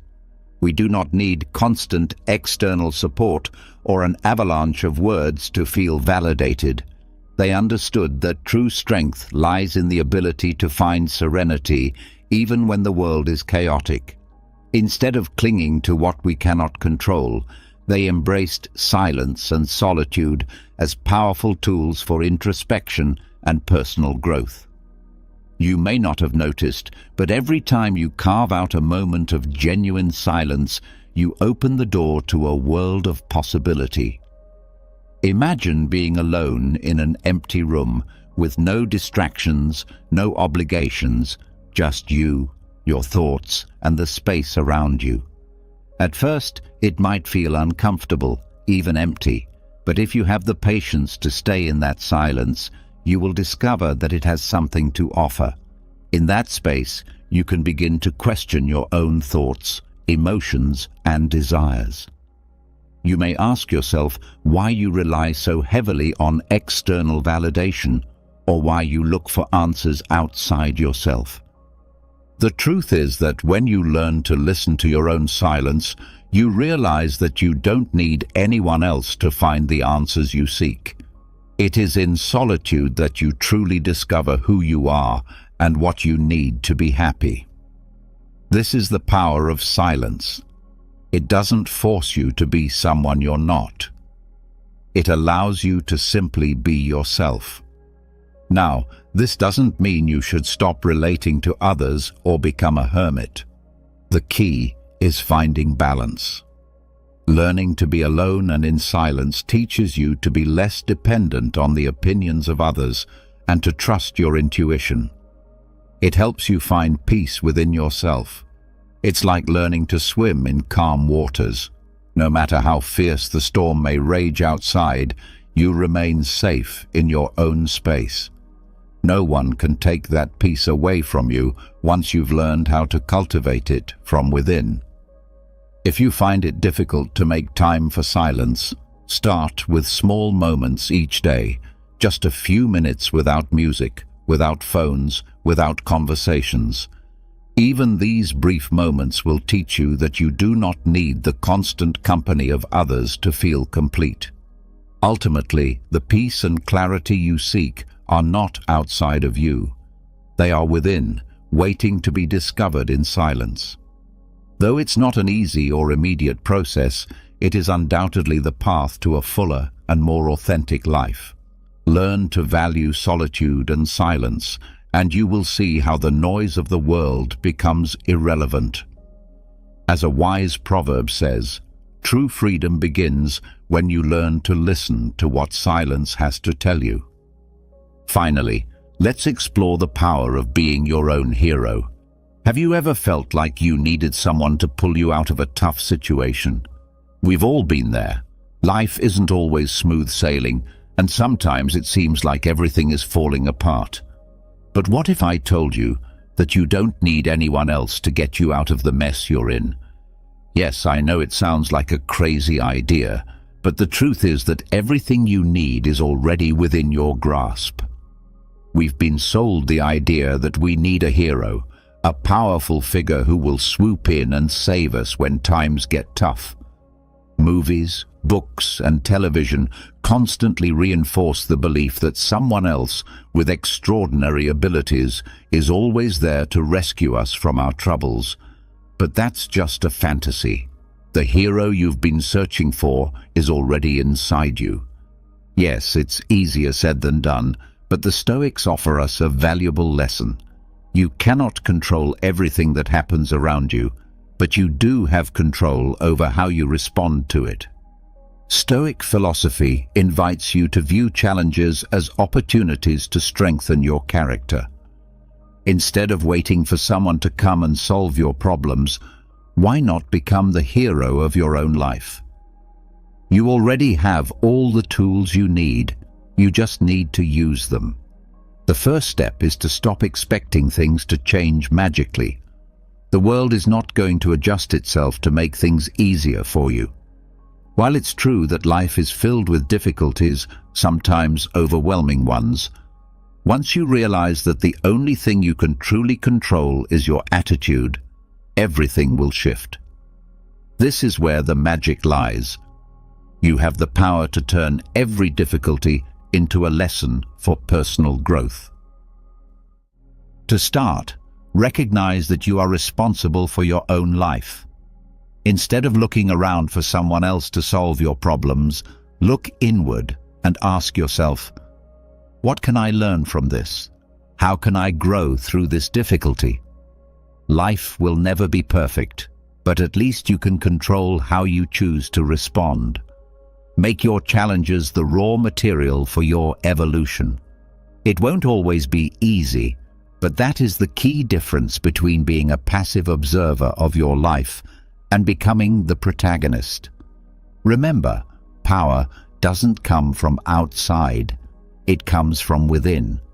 If you let your thoughts and emotions control you, your life will always be at the mercy of what happens around you. But if you take control, you will become the hero of your own story, rising after every fall. There's no need to rely on someone else for strength. You already have everything you need to move forward. You just need to learn how to use it.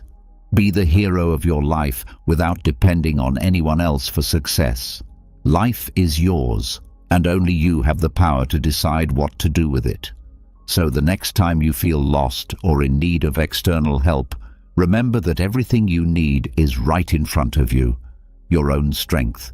As Lao Tzu once said, the hero you seek won't come to save you because you were never in danger. You just needed to realize that you were always safe. Have you ever felt like you're carrying a huge weight on your shoulders even though you're surrounded by people? It's like carrying an invisible backpack full of stones, draining relationships, thoughts that never let you breathe, worries that add up to nothing. The good news is that you don't need anyone else to help you carry that burden. You can stop carrying that backpack on your own. This is where emotional minimalism comes in. But don't worry, I'm not talking about cutting people out of your life. I'm talking about learning to let go of what you really don't need. And believe me, it's not as complicated as it seems. Emotional minimalism is like doing a spring cleaning for your mind. You take a moment to assess what you've accumulated over time. Friendships that no longer bring you joy, thoughts that get stuck in your mind like an annoying song, or fears that make no sense. Stoic philosophy teaches the power of focusing only on what we can control, and that includes our emotions and relationships. If something or someone doesn't bring you peace, do you really need it in your life? Imagine being surrounded by people who constantly drain your energy. It's like being at a party where everyone is talking, but no one is listening. Every time you try to express yourself, someone adds more weight to your shoulders without you even realizing it. The worst part is that you get used to it, until one day you can't carry it any longer. The key is to identify the relationships and thoughts that steal your energy and learn how to let go of them without feeling guilty. So how can you start? The first step is to recognize if someone or something is leaving you drained. Start by questioning what it truly brings to your life. Sometimes we cling to things simply because we're used to them, but in reality, this extra weight is only holding us back. The same goes for expectations, those that tell us we need to be someone we're not or have something we don't. Here's the truth. You don't need all that. The Stoics understood this well. If you learn to free yourself from what you cannot control, you liberate yourself from unnecessary suffering. You don't need others to validate you or the world to bend to your wishes. Accepting that you are enough, just as you are, is a huge step. The next step is a bit radical but effective. Start saying no. Sometimes the greatest gift you can give yourself is learning to reject what doesn't serve you. It's not about being selfish, it's about protecting your energy. When you let go of what drains you, you create space for what truly nourishes you. So, how do you live without all the emotional baggage? Start by identifying what drains you and let go of what you don't need. Don't feel obligated to carry the expectations or emotions of others. In the end, the only thing you need in your life is what helps you become your best version. The rest is just noise. If you want to find peace, stop searching for it outside yourself. Look inward and let go of everything that hinders your happiness. The path to emotional minimalism is not easy, but with each step you will feel lighter and freer. As Brian Tracy once said, you don't need anyone else in your life to be happy, just yourself. Have you ever thought about what it really means to be free? I'm not talking about the freedom to do whatever you please, like skydiving or eating pizza at 3 a.m., though that certainly sounds fun. I'm talking about the real kind of freedom, freedom that allows you to live life on your own terms, without the pressure of a boss, a lender, or a credit card controlling your every move. That's the kind of freedom that financial autonomy provides. And as you may know, true freedom is not free. Want to be independent? You have to earn money and stop spending more than you have. The problem is, we're not talking about a video game where you can restart every time you fail. In real life, taking control of your finances is more like learning to ride a bike. At first, you fall and scrape your knees, and you might wonder if it's really worth it. But if you persevere, eventually you'll be able to go wherever you want without depending on anyone else. First, you have to understand that financial freedom doesn't just happen on its own. It's not a gift someone hands to you in a box.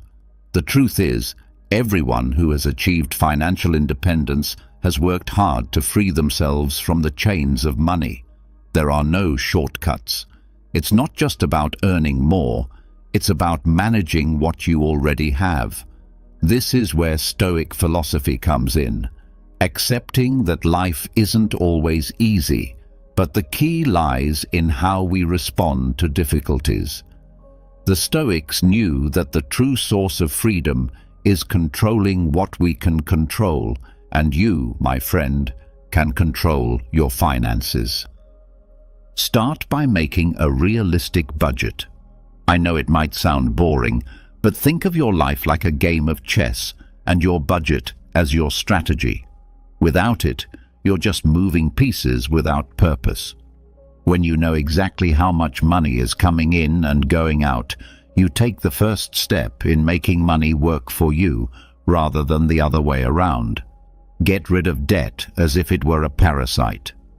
Debts can sneak into your life without you even noticing, and before you know it, they've become the worst kind of tenant, staying longer than they should. Do your best to eliminate them as quickly as possible.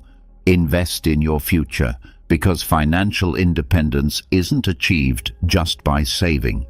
You need to make your money work for you. This doesn't mean rushing into stocks without understanding them, but over time, you'll realize that if you do it right, your money can grow, just like a well-watered plant. Be mindful of your spending. There's nothing sadder than living on autopilot, spending money on unnecessary things. If you learn to say no to those impulsive purchases, you'll be taking significant steps toward financial autonomy. Remember, what you don't see, you won't spend. Being free doesn't mean having piles of money under your mattress. It means having control of your finances and not depending on anyone to keep you afloat. Most importantly, it means having the power to make decisions without worrying about the economic consequences. Financial independence is not something that is simply handed to you. It is a decision, a journey that requires careful, consistent effort. It is something you must gradually build, step by step, through dedication, sacrifice, and strict discipline. True freedom, in its purest sense, cannot be bought or traded. It is earned. This is a truth that I am here to share with you, my friend. Real freedom doesn't come from what you own, but from your ability to manage what you have. Your happiness is not determined by others, but by how you control and manage your own thoughts, actions, and emotions. It is quite fascinating how, almost without realizing it, we often give away the keys to our happiness to others. We do this with the hope that if someone else takes care of our emotional needs, life will become easier.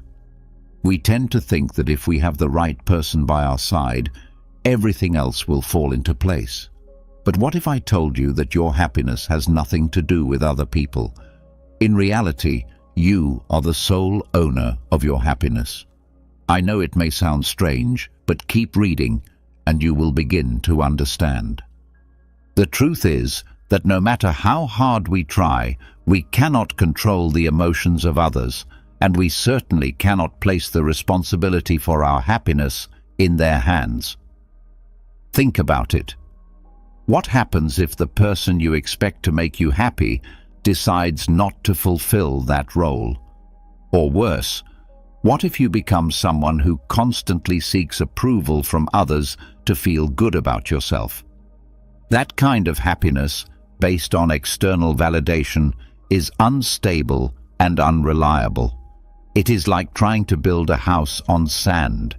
No matter how many times you decorate the exterior, the foundation remains weak and unsteady if it is not grounded in self-control and personal understanding. Acknowledging that happiness is within your own hands is empowering, but it is important to recognize that achieving this internal peace is not easy. It requires deep and consistent effort to stop placing the responsibility for your well-being in the hands of others.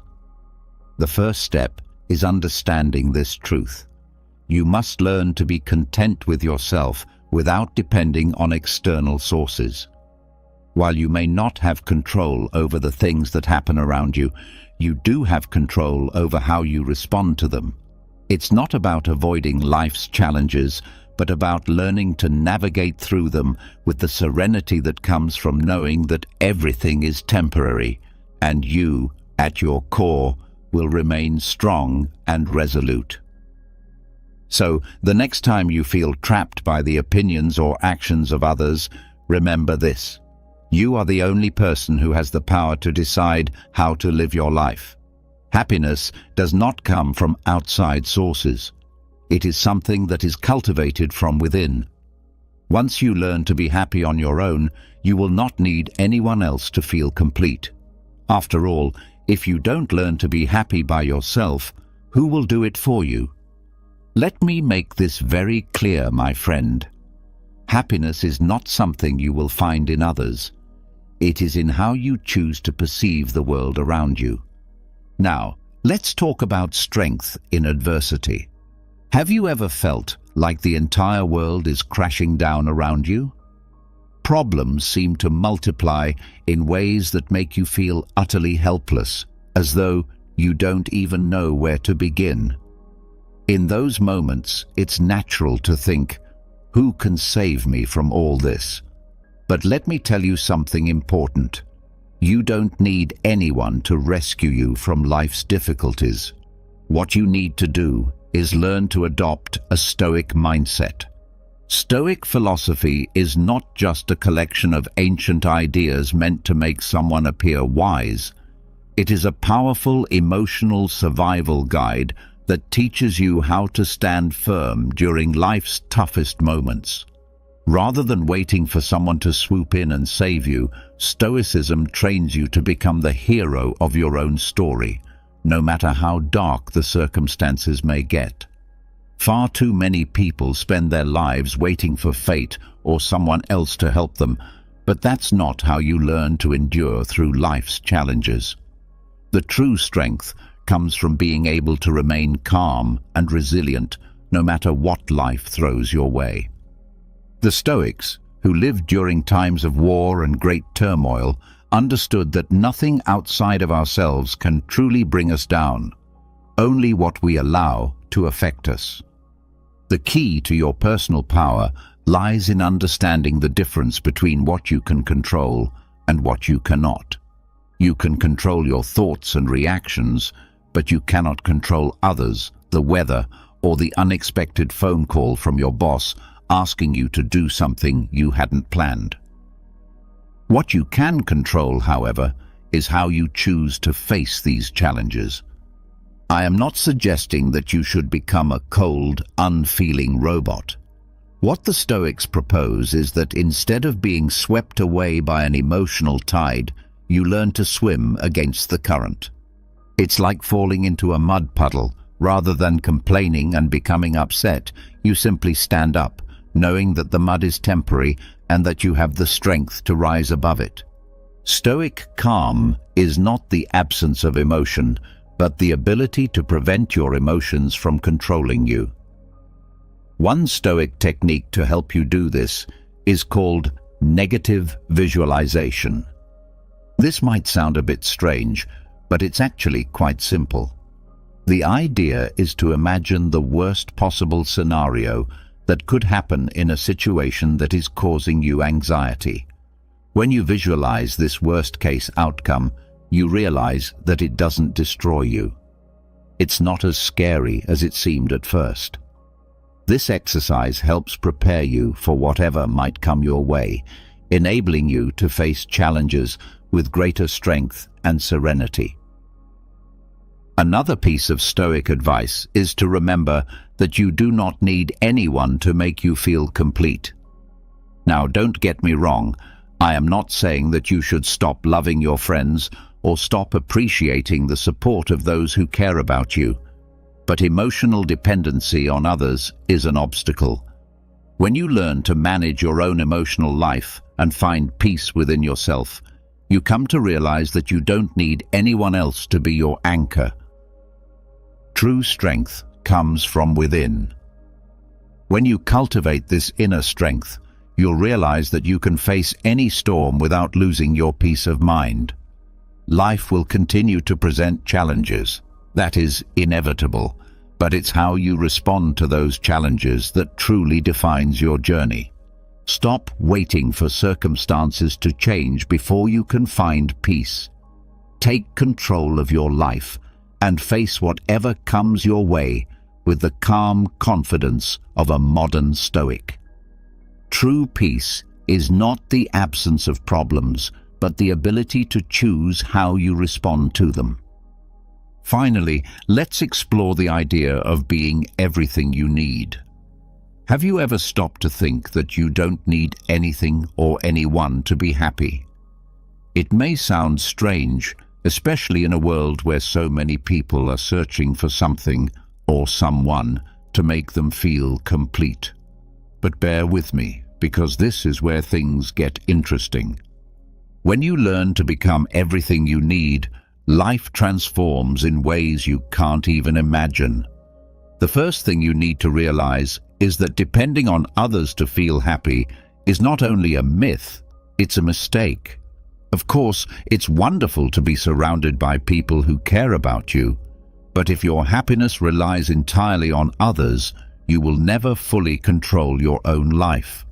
It's like relying on someone else to recharge your emotional batteries. But what if you could be your own charger? What if you could find that power within yourself? This is where self-awareness comes into play. Getting to know yourself is not a quick process. It's not a 5-minute introspection session followed by immediate answers. It's a long, sometimes uncomfortable, and often challenging journey. But the rewards are immense. When you truly understand yourself, you realize that you don't need constant validation from others. You don't need their approval or their love or their attention to feel good about who you are. The key is learning to live fully and independently, not in the sense of being alone, but in the sense of being content with your own company. When you no longer depend on others to define your worth, you will find true freedom. The Stoics understood this principle well. Stoic philosophy teaches that we cannot control what happens around us, but we can control our response to it. True freedom lies in not needing anything outside of ourselves to feel complete. I know this may sound like something from a cheesy self-help book, but if you think about it, it makes perfect sense. When you base your happiness on people or circumstances, you are always on an emotional roller coaster. But when you take control of your own life, no matter what happens around you, and realize that you already have everything you need within you, you find peace. So, how do you get to this point? First, let go of what you cannot control, the opinions of others, their malicious comments, and the external expectations placed on you. Stop carrying around all that unnecessary weight. Make a conscious effort to truly understand yourself. Ask yourself the deep, difficult, uncomfortable questions. Discover what you really like, what makes you feel good without anyone telling you what you need to feel complete. The next step is to cultivate emotional independence. This is not about being alone. It's about being at peace with yourself, enjoying your own company, and not feeling like you need anyone else to make you feel whole. With every step you take toward this independence, you'll be closer to realizing that you are everything you need to be. Life is about understanding that happiness doesn't come from the outside world. It comes from within. When you stop needing others to define your worth, you realize that everything you've been searching for, you already have. And that, my friend, is true freedom. No matter how painful it may seem, I'll make it clear to you. Fulfillment doesn't come when you find what you're looking for. It comes when you realize you already had everything inside of you all along. Imagine this. Right now, You have the power to turn your greatest challenges into your most meaningful successes. But how, you may wonder? Today, we're diving into Stoicism, an ancient philosophy that has helped people overcome adversity and find peace in the midst of chaos for centuries. Think back to a time when you faced a situation that tested your patience or shook your confidence. How did you react? Were you controlled by your immediate emotions, or did you choose a response aligned with your core values and beliefs? This is where Stoicism comes in, guiding us to approach life's challenges with courage, wisdom, and composure. Today, we'll explore a powerful idea with ancient roots that is just as relevant today: the practice of training your mind to respond, not react. This isn't just about staying calm in difficult situations. It's about developing a deep awareness and being fully present in the moment. This helps you move through life's ups and downs with intention and grace. The Stoics, ancient thinkers known for their practical outlook on life, had much to say on this topic. They believed that while we can't control what happens to us, we can control how we interpret and respond to those events. Stoicism encourages us to focus on what's within our power, teaching us to detach from external circumstances and ground ourselves in reason and choice. This wisdom can inspire us to pause, reflect, and choose our actions thoughtfully rather than reacting impulsively. Why is this important? Consider how much of our stress, regret, and frustration stem from quick reactions to what others say or do. Imagine being able to stay calm, centered, and thoughtful, even when the world around you is anything but. This isn't just about finding inner peace. It's about becoming a more effective, compassionate, and resilient person. These qualities have the power to transform not only your life, but also the lives of those around you. In today's conversation, we'll explore various strategies that combine insights from modern psychology and Stoic philosophy. These strategies will help you develop a responsive mindset. We'll discuss how to cultivate mindfulness, why responding instead of reacting matters in today's world, how to express emotions constructively, and how to keep the bigger picture in mind, a perspective in which the Stoics excelled. By the end of our discussion, you'll have a toolkit of strategies to help you pause, assess, and respond thoughtfully to whatever life throws your way. Together, we'll learn to anchor ourselves in the wisdom of Stoicism and the power of our own minds to choose how we respond, transforming our experiences and interactions for the better. As we explore the essence of responding over reacting, we enter a space where every thought and action is intentional, echoing the timeless teachings of Stoicism. The Stoics, those ancient philosophers from Greece and Rome, held principles that are incredibly relevant to our fast-paced modern world. They emphasized the importance of mastering our emotions and reactions, teaching that true power lies in our ability to choose how we respond to any situation. So, why is it so important to cultivate the ability to respond rather than react impulsively? Imagine you're in a tense meeting or facing a personal challenge. The natural instinct is often to react immediately, driven by a surge of emotions. While this reaction is instinctive, it's rarely in our best interest. Over time, reactive behavior can escalate conflicts, damage relationships, and lead to decisions we regret. This is where Stoic wisdom proves invaluable. The Stoics advocated for living in harmony with nature and reason, emphasizing that every action should be guided by virtue and rational thought. By adopting this philosophy, we learn to observe our initial impulses, analyze them with reason, and choose actions that align with our core values and long-term goals. Responding instead of reacting means taking a moment to pause when faced with a triggering situation.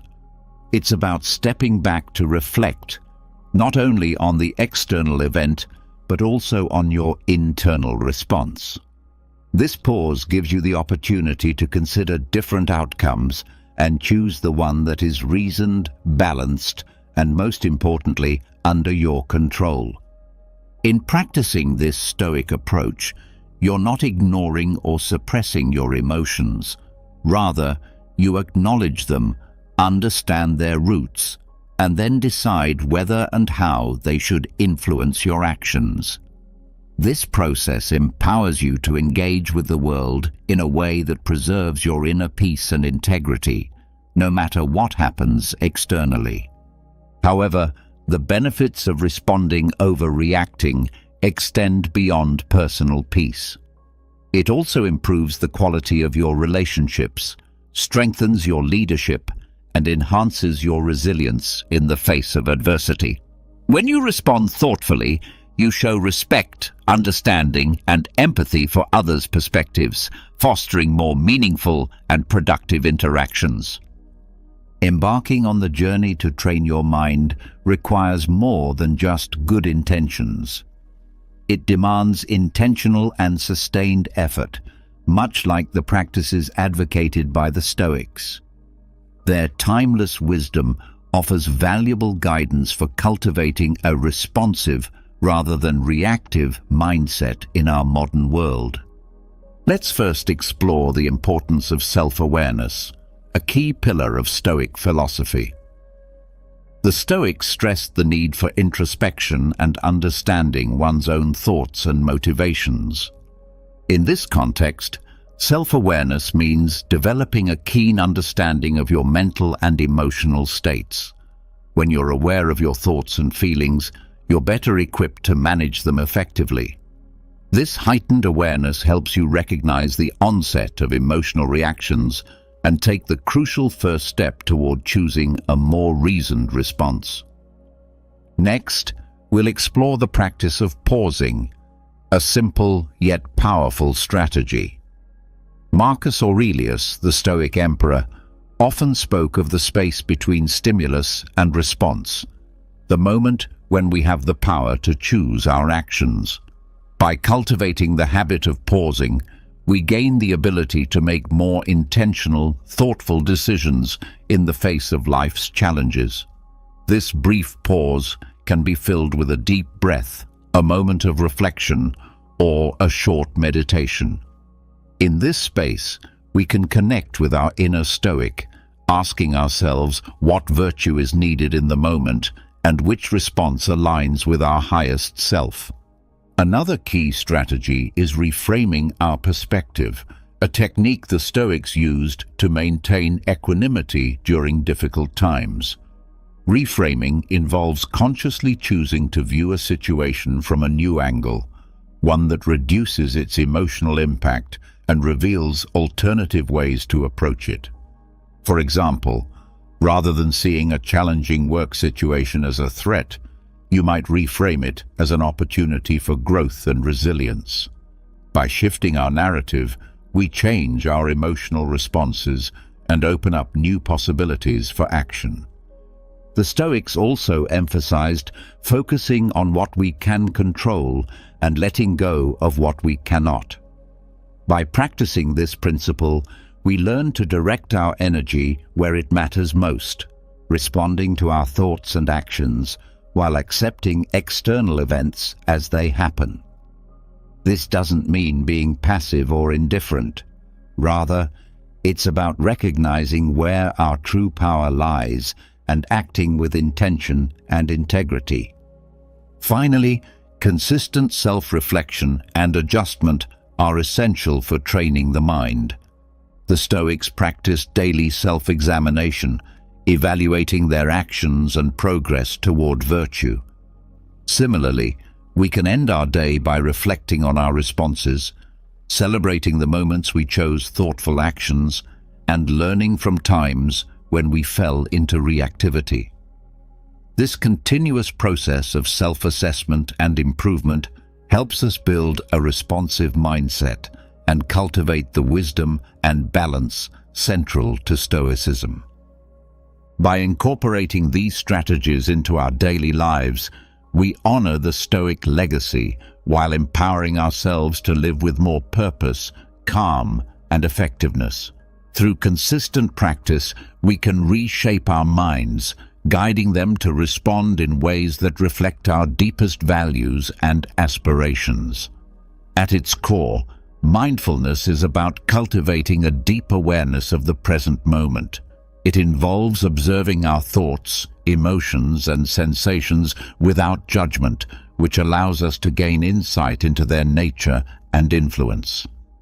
By practicing mindfulness, we align with the Stoic goal of living with awareness and intention, grounding ourselves firmly in the now. Mindfulness practices for a Stoic life. The only moment we truly have the power to act is the present. One effective way to cultivate mindfulness is through focused attention exercises like breath meditation. By simply observing our breath, each inhale and exhale, we strengthen our ability to concentrate and bring our attention back to the present whenever it wanders. This practice isn't just about relaxation, it's training for the mind, improving our ability to stay focused and present amidst life's distractions. Another key mindfulness practice is mindful observation, which can be applied to any activity. Whether you're eating, walking, or performing routine tasks, you can practice being fully engaged in the moment, observing each aspect with curiosity and openness. This enhances the experience itself and also strengthens your ability to stay focused and responsive in various situations. Body scan meditation is another powerful technique that fosters both body awareness and presence. By slowly scanning through different parts of the body, we develop a deeper connection with our physical selves while also recognizing and releasing built-up tensions and emotions. This practice mirrors Stoic reflection on the body's nature and emphasizes not letting physical sensations overly influence our rational minds. Incorporating mindfulness into our interactions with others can also transform our relationships and communication. By being fully present, listening attentively, and observing without judgment, we foster deeper understanding and connection. This practice aligns with the Stoic value of empathy and the recognition that others too are rational beings navigating their own challenges and experiences. Implementing response over reaction in daily life. By embracing these mindfulness practices, we follow a path laid out by the Stoics, one that leads to greater clarity, tranquility, and effectiveness in our actions. As we cultivate a mindful presence, we equip ourselves with the tools to respond to life's challenges with grace, wisdom, and composure, embodying the best of Stoic-inspired living. Let's now shift our focus to the practical application of the mindfulness and Stoic insights we've gained, aiming to create a lifestyle where thoughtful responses take precedence over impulsive reactions. The goal of practicing response over reaction is not about suppressing our natural instincts. Instead, it's about deepening our engagement with life in line with the Stoic virtue of living with intention and rational thought. To truly embody the principles we've discussed, it's essential to establish daily practices that help us respond thoughtfully. Picture yourself in a challenging situation, perhaps a disagreement at work or an unexpected setback. Your immediate impulse might be to react emotionally, driven by frustration or disappointment. However, this is precisely the moment to tap into your Stoic-inspired training, pause, and reflect on the bigger picture. Ask yourself, what would a Stoic philosopher do? This question isn't about suppressing your emotions. Instead, it invites you to engage your rational mind to evaluate the situation objectively and choose a constructive response. The goal is not to eliminate emotions, but to channel them productively, using reason to navigate through them. Acknowledge your feelings, understand what triggered them, and then, with clarity and calm, decide on the best course of action that aligns with your values and goals. In practical terms, this could mean taking a brief walk to clear your mind before replying to a provocative email. Or it could involve digging deeper into what's truly bothering you in a conflict, addressing the root causes rather than reacting to surface-level frustrations. Each time you choose to respond instead of react, you're reinforcing a pattern of thoughtful engagement with life's challenges, building resilience, and fostering a greater sense of peace and satisfaction. Integrating this approach into your daily routine amplifies its impact. Start your day by reflecting on your intentions, reminding yourself of your commitment to respond thoughtfully in various situations. Make journaling a regular habit, using it to reflect on your responses, celebrate successes, and identify areas for improvement. Above all, embrace a mindset of continuous learning and growth, recognizing that each day offers a new opportunity to practice and refine your ability to respond rather than react. By committing to this path, you're not simply adopting a strategy for stress reduction or conflict management. You're embracing a way of life that reflects the Stoic pursuit of virtue and wisdom. You're choosing to live intentionally, aligning your actions with your highest ideals. In doing so, you contribute to a more thoughtful, compassionate, and responsive world. The journey from reaction to response is transformative, leading us toward a deeper engagement with both our inner selves and the external world. This is the path that the Stoics walked with dedication, and now, with their wisdom guiding us, we too can navigate life's challenges with grace, equanimity, and rationality, embodying the true spirit of Stoicism in our modern world. The core of our exploration is not just about managing our reactions in isolation, but about integrating a thoughtful, responsive approach into the fabric of our lives. By embracing Stoic principles, focusing on what we can control, acting with reason, and striving for virtue, we empower ourselves to face life's challenges with greater calm and purpose. This Stoic-inspired path invites us to view every moment as an opportunity to practice our commitment to responding thoughtfully rather than reacting impulsively.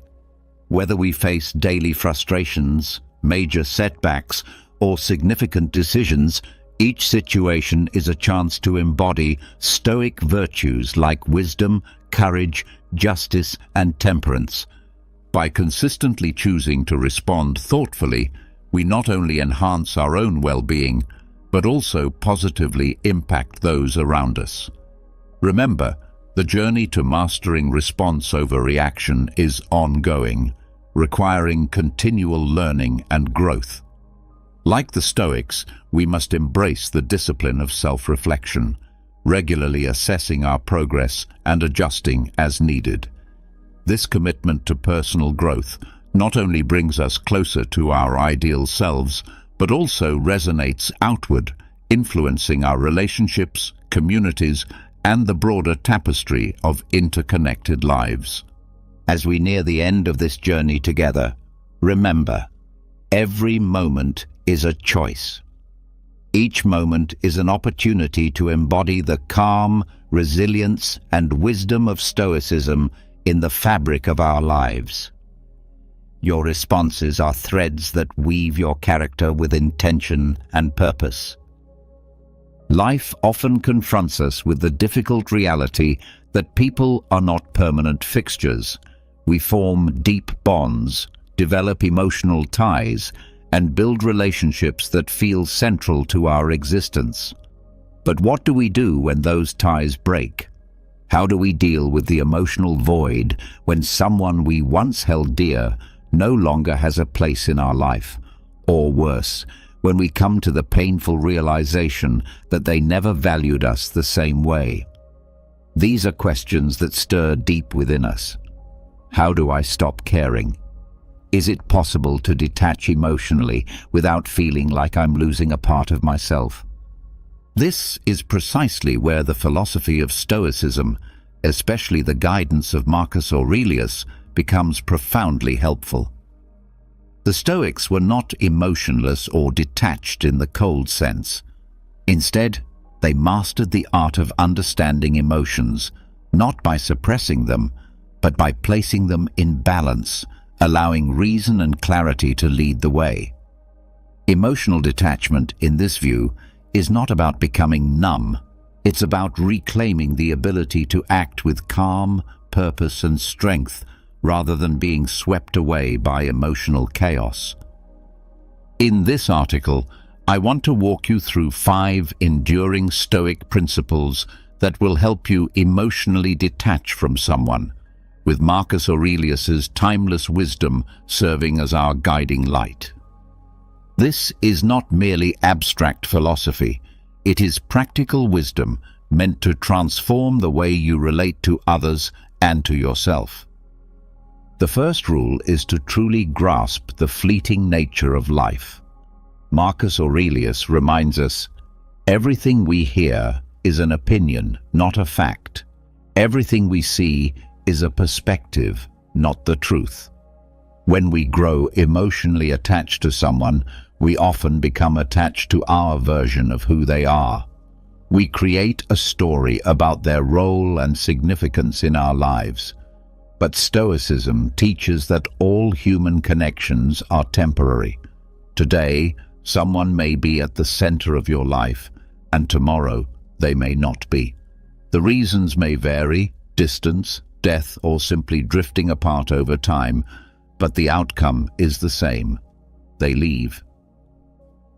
This idea may sound harsh at first, but it's actually liberating.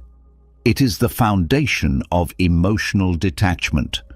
When you embrace the reality that nothing is meant to last forever, you begin to appreciate the present more deeply. Have you ever picked up a handful of sand at the beach and tried to hold it tightly? The harder you squeeze, the faster it slips through your fingers. That's how relationships work too. The more you try to cling, the faster they fall apart.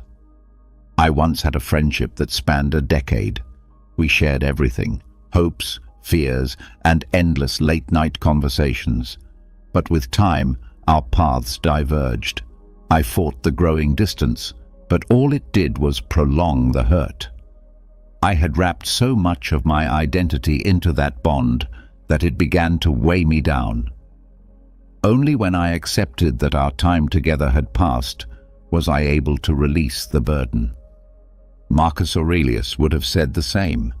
Accept the natural ending of things, and your suffering will be lighter when they end.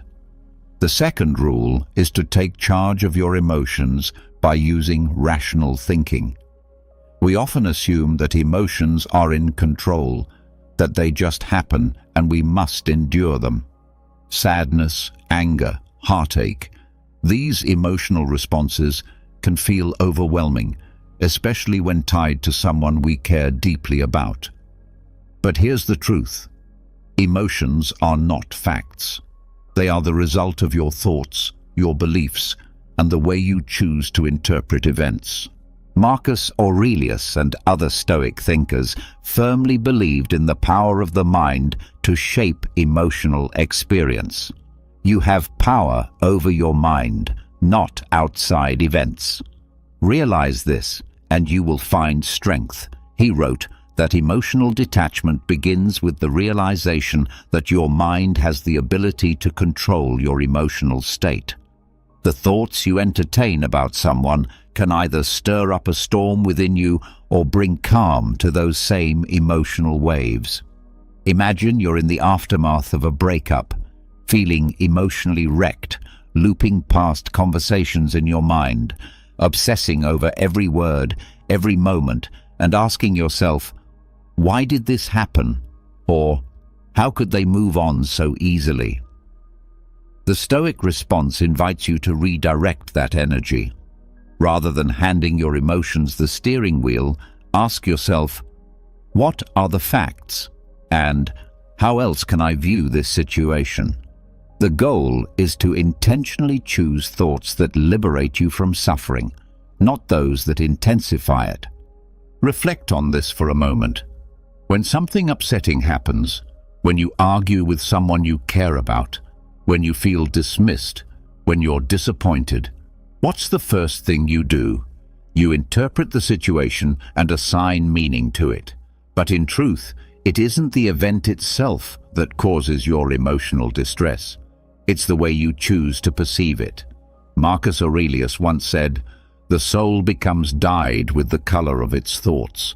In other words, your emotional experience is shaped directly by your inner narrative. Let's say you send a heartfelt message to someone you care deeply about, maybe a friend, a partner, or a family member, and hours go by without a response. Instantly, your mind kicks into overdrive.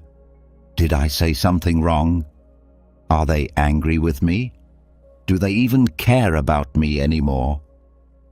As time continues to pass, those thoughts snowball. What starts as mild concern grows into irritation, maybe even anxiety or resentment. But ask yourself, what's the actual truth in this scenario? Is it the delay that's truly causing your emotional upheaval, or is it the story you're telling yourself about that delay? The Stoic approach teaches us to pause and challenge these reflexive emotional responses with rational thought. What do you actually know? The only confirmed fact is that they haven't responded yet. Everything else is built on assumption. Rather than letting your emotions spiral, you pause. You acknowledge that your feelings, whether they're of fear, sadness, or rejection, don't stem from the reality of the situation, but from your thoughts about it. Marcus Aurelius advised, question your thoughts. Don't accept them blindly as the truth. I experienced this lesson firsthand with a close friend. We had been talking about something meaningful, and then suddenly they stopped replying. At first, I dismissed it, but as the hours passed, I felt a creeping sense of worry. I started to think, maybe they're upset with me. Maybe I said the wrong thing. By the time night fell, I had convinced myself the friendship was falling apart. I was tangled in a mess of worry, guilt, and frustration. But when I finally stopped and looked at the situation objectively, I realized that nothing had actually happened. My friend had simply gotten caught up with life. When I calmly reached out the next day, they replied with ease, unaware of the emotional storm I had stirred up within myself. In that quiet moment of self-awareness, I recalled Marcus Aurelius's timeless wisdom. Focus on what's within your control, your thoughts and actions, not on outcomes or the feelings of others. When you consciously redirect your thoughts, you begin to let go of the emotional chaos. If you're still here, I encourage you to like the video and share a moment from your own relationships when you noticed this same pattern. Your reflections could help someone else become more mindful and cultivate stronger, healthier connections. Now let's turn to the third principle: practice negative visualization. At first glance, the idea of negative visualization might seem unusual or even unhelpful. Why would anyone choose to deliberately picture the loss of someone or something they hold dear? Doesn't that just cause more emotional distress?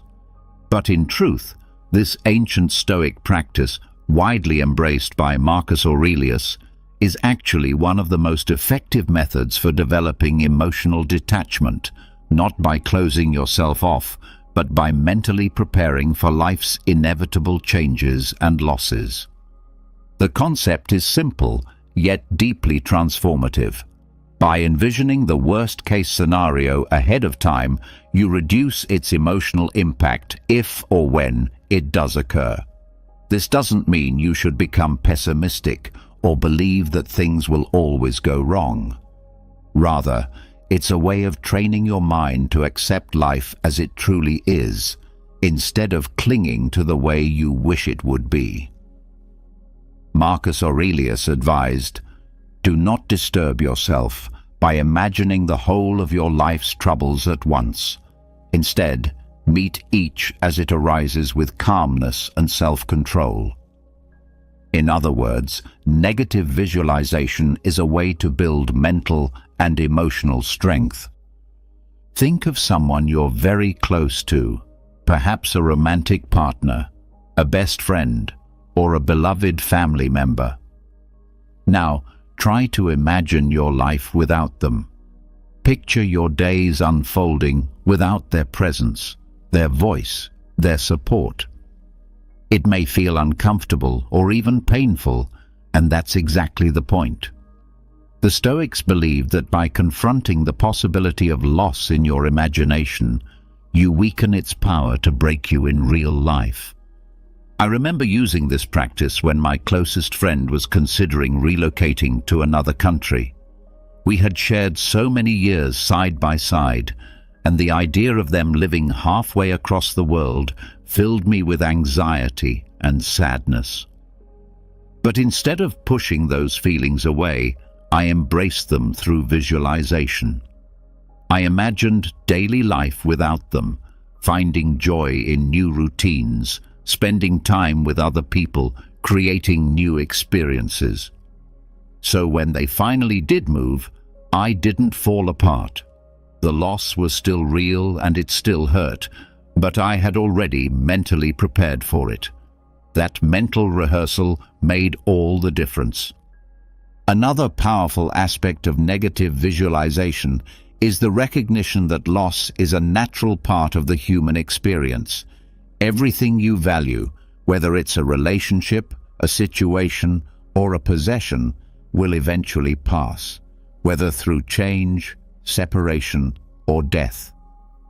This isn't meant to be a depressing realization, but a freeing one. When you stop assuming that things will always remain the same, you also stop feeling entitled to their permanence. And when that sense of entitlement fades, the fear of losing those things starts to fade with it. Think about how most of us approach relationships. When we enter into one, we often assume it will last forever. We don't plan for it to end. But the truth is, there are no guarantees. The Stoic mindset doesn't ask you to give up on love or connection. It asks you to value them fully while they last, with the understanding that change is always possible. This shift in thinking allows you to love more freely and appreciate each moment for what it is, rather than trying to control or prolong it. I once found myself in a relationship where I was overwhelmed by the fear that it might end. That fear consumed me. I tried to hold on tighter, to control every detail, to protect the relationship at all costs. But when I began practicing negative visualization, something shifted. I pictured what life might look like afterward. It was hard, even painful, but it helped me to stop obsessing over keeping things perfect.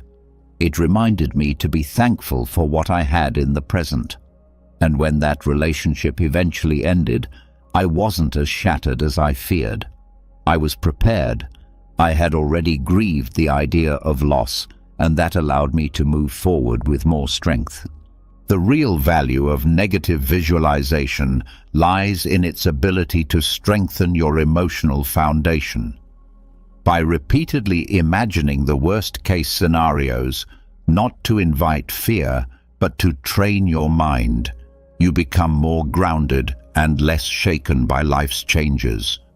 You come to understand that even in the face of loss, you can survive, adapt, and find peace.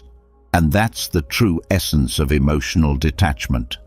Not a detachment from life or love, but from the illusion that you need things to stay the same in order to be okay. Now we move into Rule 4. Focus on what you can control, one of the central pillars of Stoic philosophy. One of the fundamental teachings of Stoicism, and one of the most empowering realizations you can come to, is the understanding that there are things within your control, and there are things that are completely beyond your control. This distinction becomes especially significant when it comes to emotionally detaching from someone, as so much of the pain we experience in relationships arises from our desire to control things we simply cannot. Marcus Aurelius repeatedly stresses in his meditations the importance of focusing solely on what is within our control, our thoughts, actions, and responses. Everything else, including other people's behavior, the outcomes of situations, and the passing of time, lies outside of our influence. The more we attempt to control what we cannot, the more we subject ourselves to unnecessary suffering.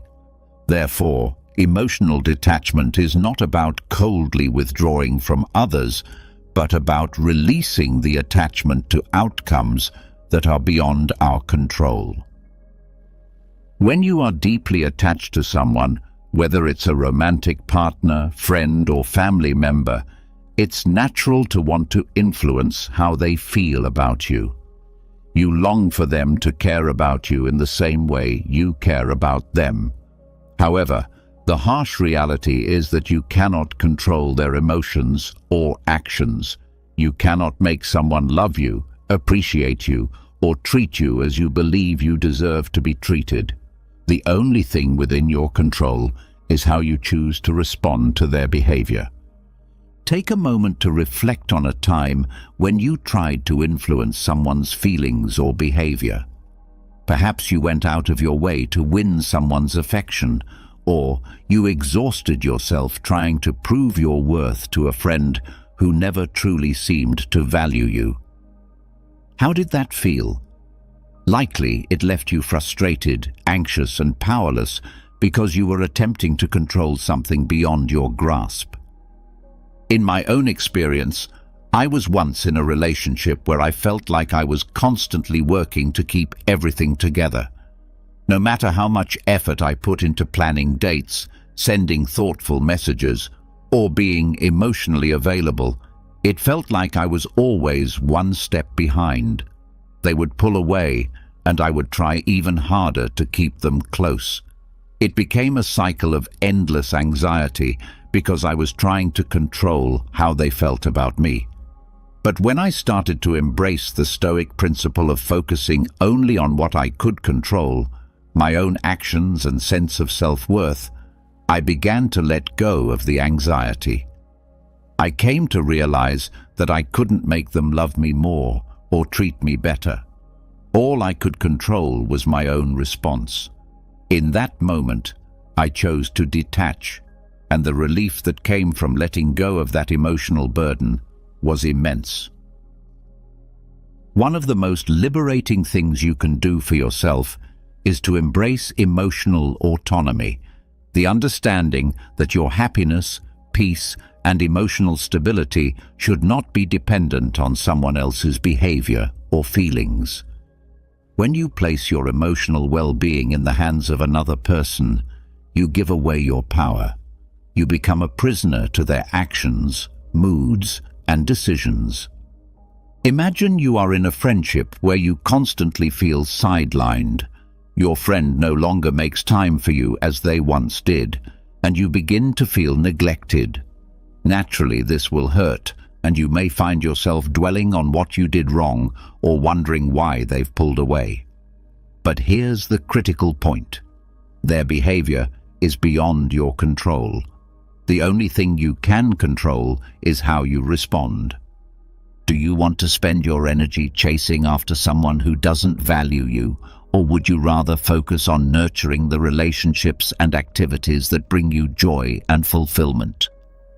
When you shift your focus to what is within your control, your own emotional state, you begin to take back your power. You stop relying on someone else's validation or attention to feel whole. Instead, you create your own emotional balance, independent of the external circumstances around you. In my own life, I've experienced friendships where I realized I was giving far too much influence to how the other person treated me. If they were distant or dismissive, I'd feel unworthy, but if they were warm and attentive, I'd feel valued. This constant emotional roller coaster was exhausting, but when I began applying Stoic principles, I made a conscious choice to stop tying my self-worth to how others acted. I focused on nurturing my own emotional well-being, irrespective of their behavior. This didn't mean I cared less about them. It simply meant I stopped allowing their actions to dictate my inner peace. The ultimate goal of emotional detachment is not indifference, but acceptance. Acceptance of the fact that life is unpredictable, that people are unpredictable, and that no matter how much we wish we could control everything, we cannot. What we can do is accept things as they are, rather than wishing them to be something else. Imagine you're facing a breakup. You feel lost, hurt, and overwhelmed by the situation. Your mind races with questions like, what if I had done something differently? Why did this happen? Can I fix this? These are natural questions, but they're rooted in a desire to control something that has already happened, a longing to reverse the outcome. Instead of tormenting yourself with these what-ifs, the Stoic response is to accept the reality of the situation. Marcus Aurelius wrote, "The impediment to action advances action. What stands in the way becomes the way." In other words, the obstacles we face are not hindrances, but opportunities for growth. By accepting what is outside your control, you stop wasting energy trying to change the past or influence others, and instead you focus on how you can move forward. During one of the most difficult periods of my life, I experienced the sudden and painful loss of a relationship I thought was solid. At first, I was consumed by the desire to understand why it had happened and what I could have done differently. But gradually, I came to realize that the only way to find peace was to accept the situation as it was, not as I wished it would be. I couldn't change the past, and I couldn't control how the other person felt. What I could control, however, was how I responded to that loss. Instead of clinging to what was gone, I chose to embrace the present reality, and in doing so, I found strength in acceptance. Reflecting on the bigger picture is a critical aspect of emotional detachment. When you are deeply caught up in the emotions of a relationship or a challenging situation, it's easy to lose perspective. Stoic philosophy, particularly through the teachings of Marcus Aurelius, encourages us to take a step back and look at the larger picture.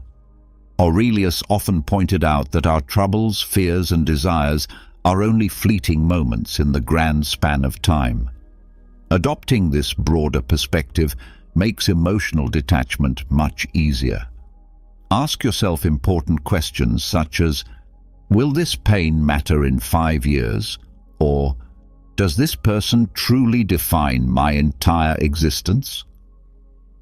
Shifting your focus from immediate emotional turmoil to a higher level of reflection helps you realize that much of your distress is tied to temporary circumstances.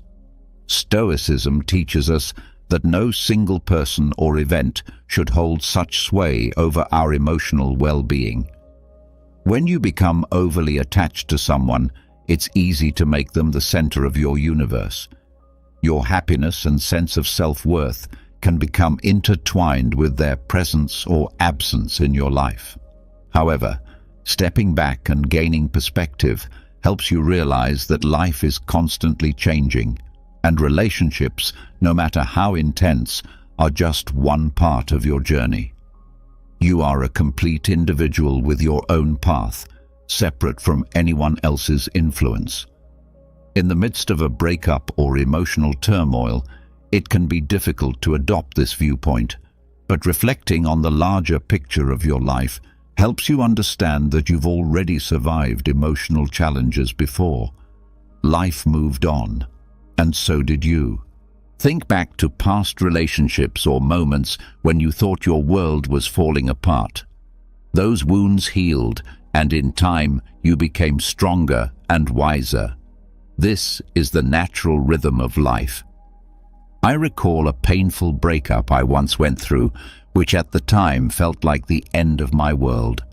For weeks, I couldn't stop thinking about the past, feeling as though the future had lost its brightness.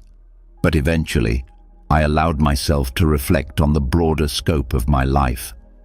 I realized that while this person had been important, they were not the defining factor of my existence.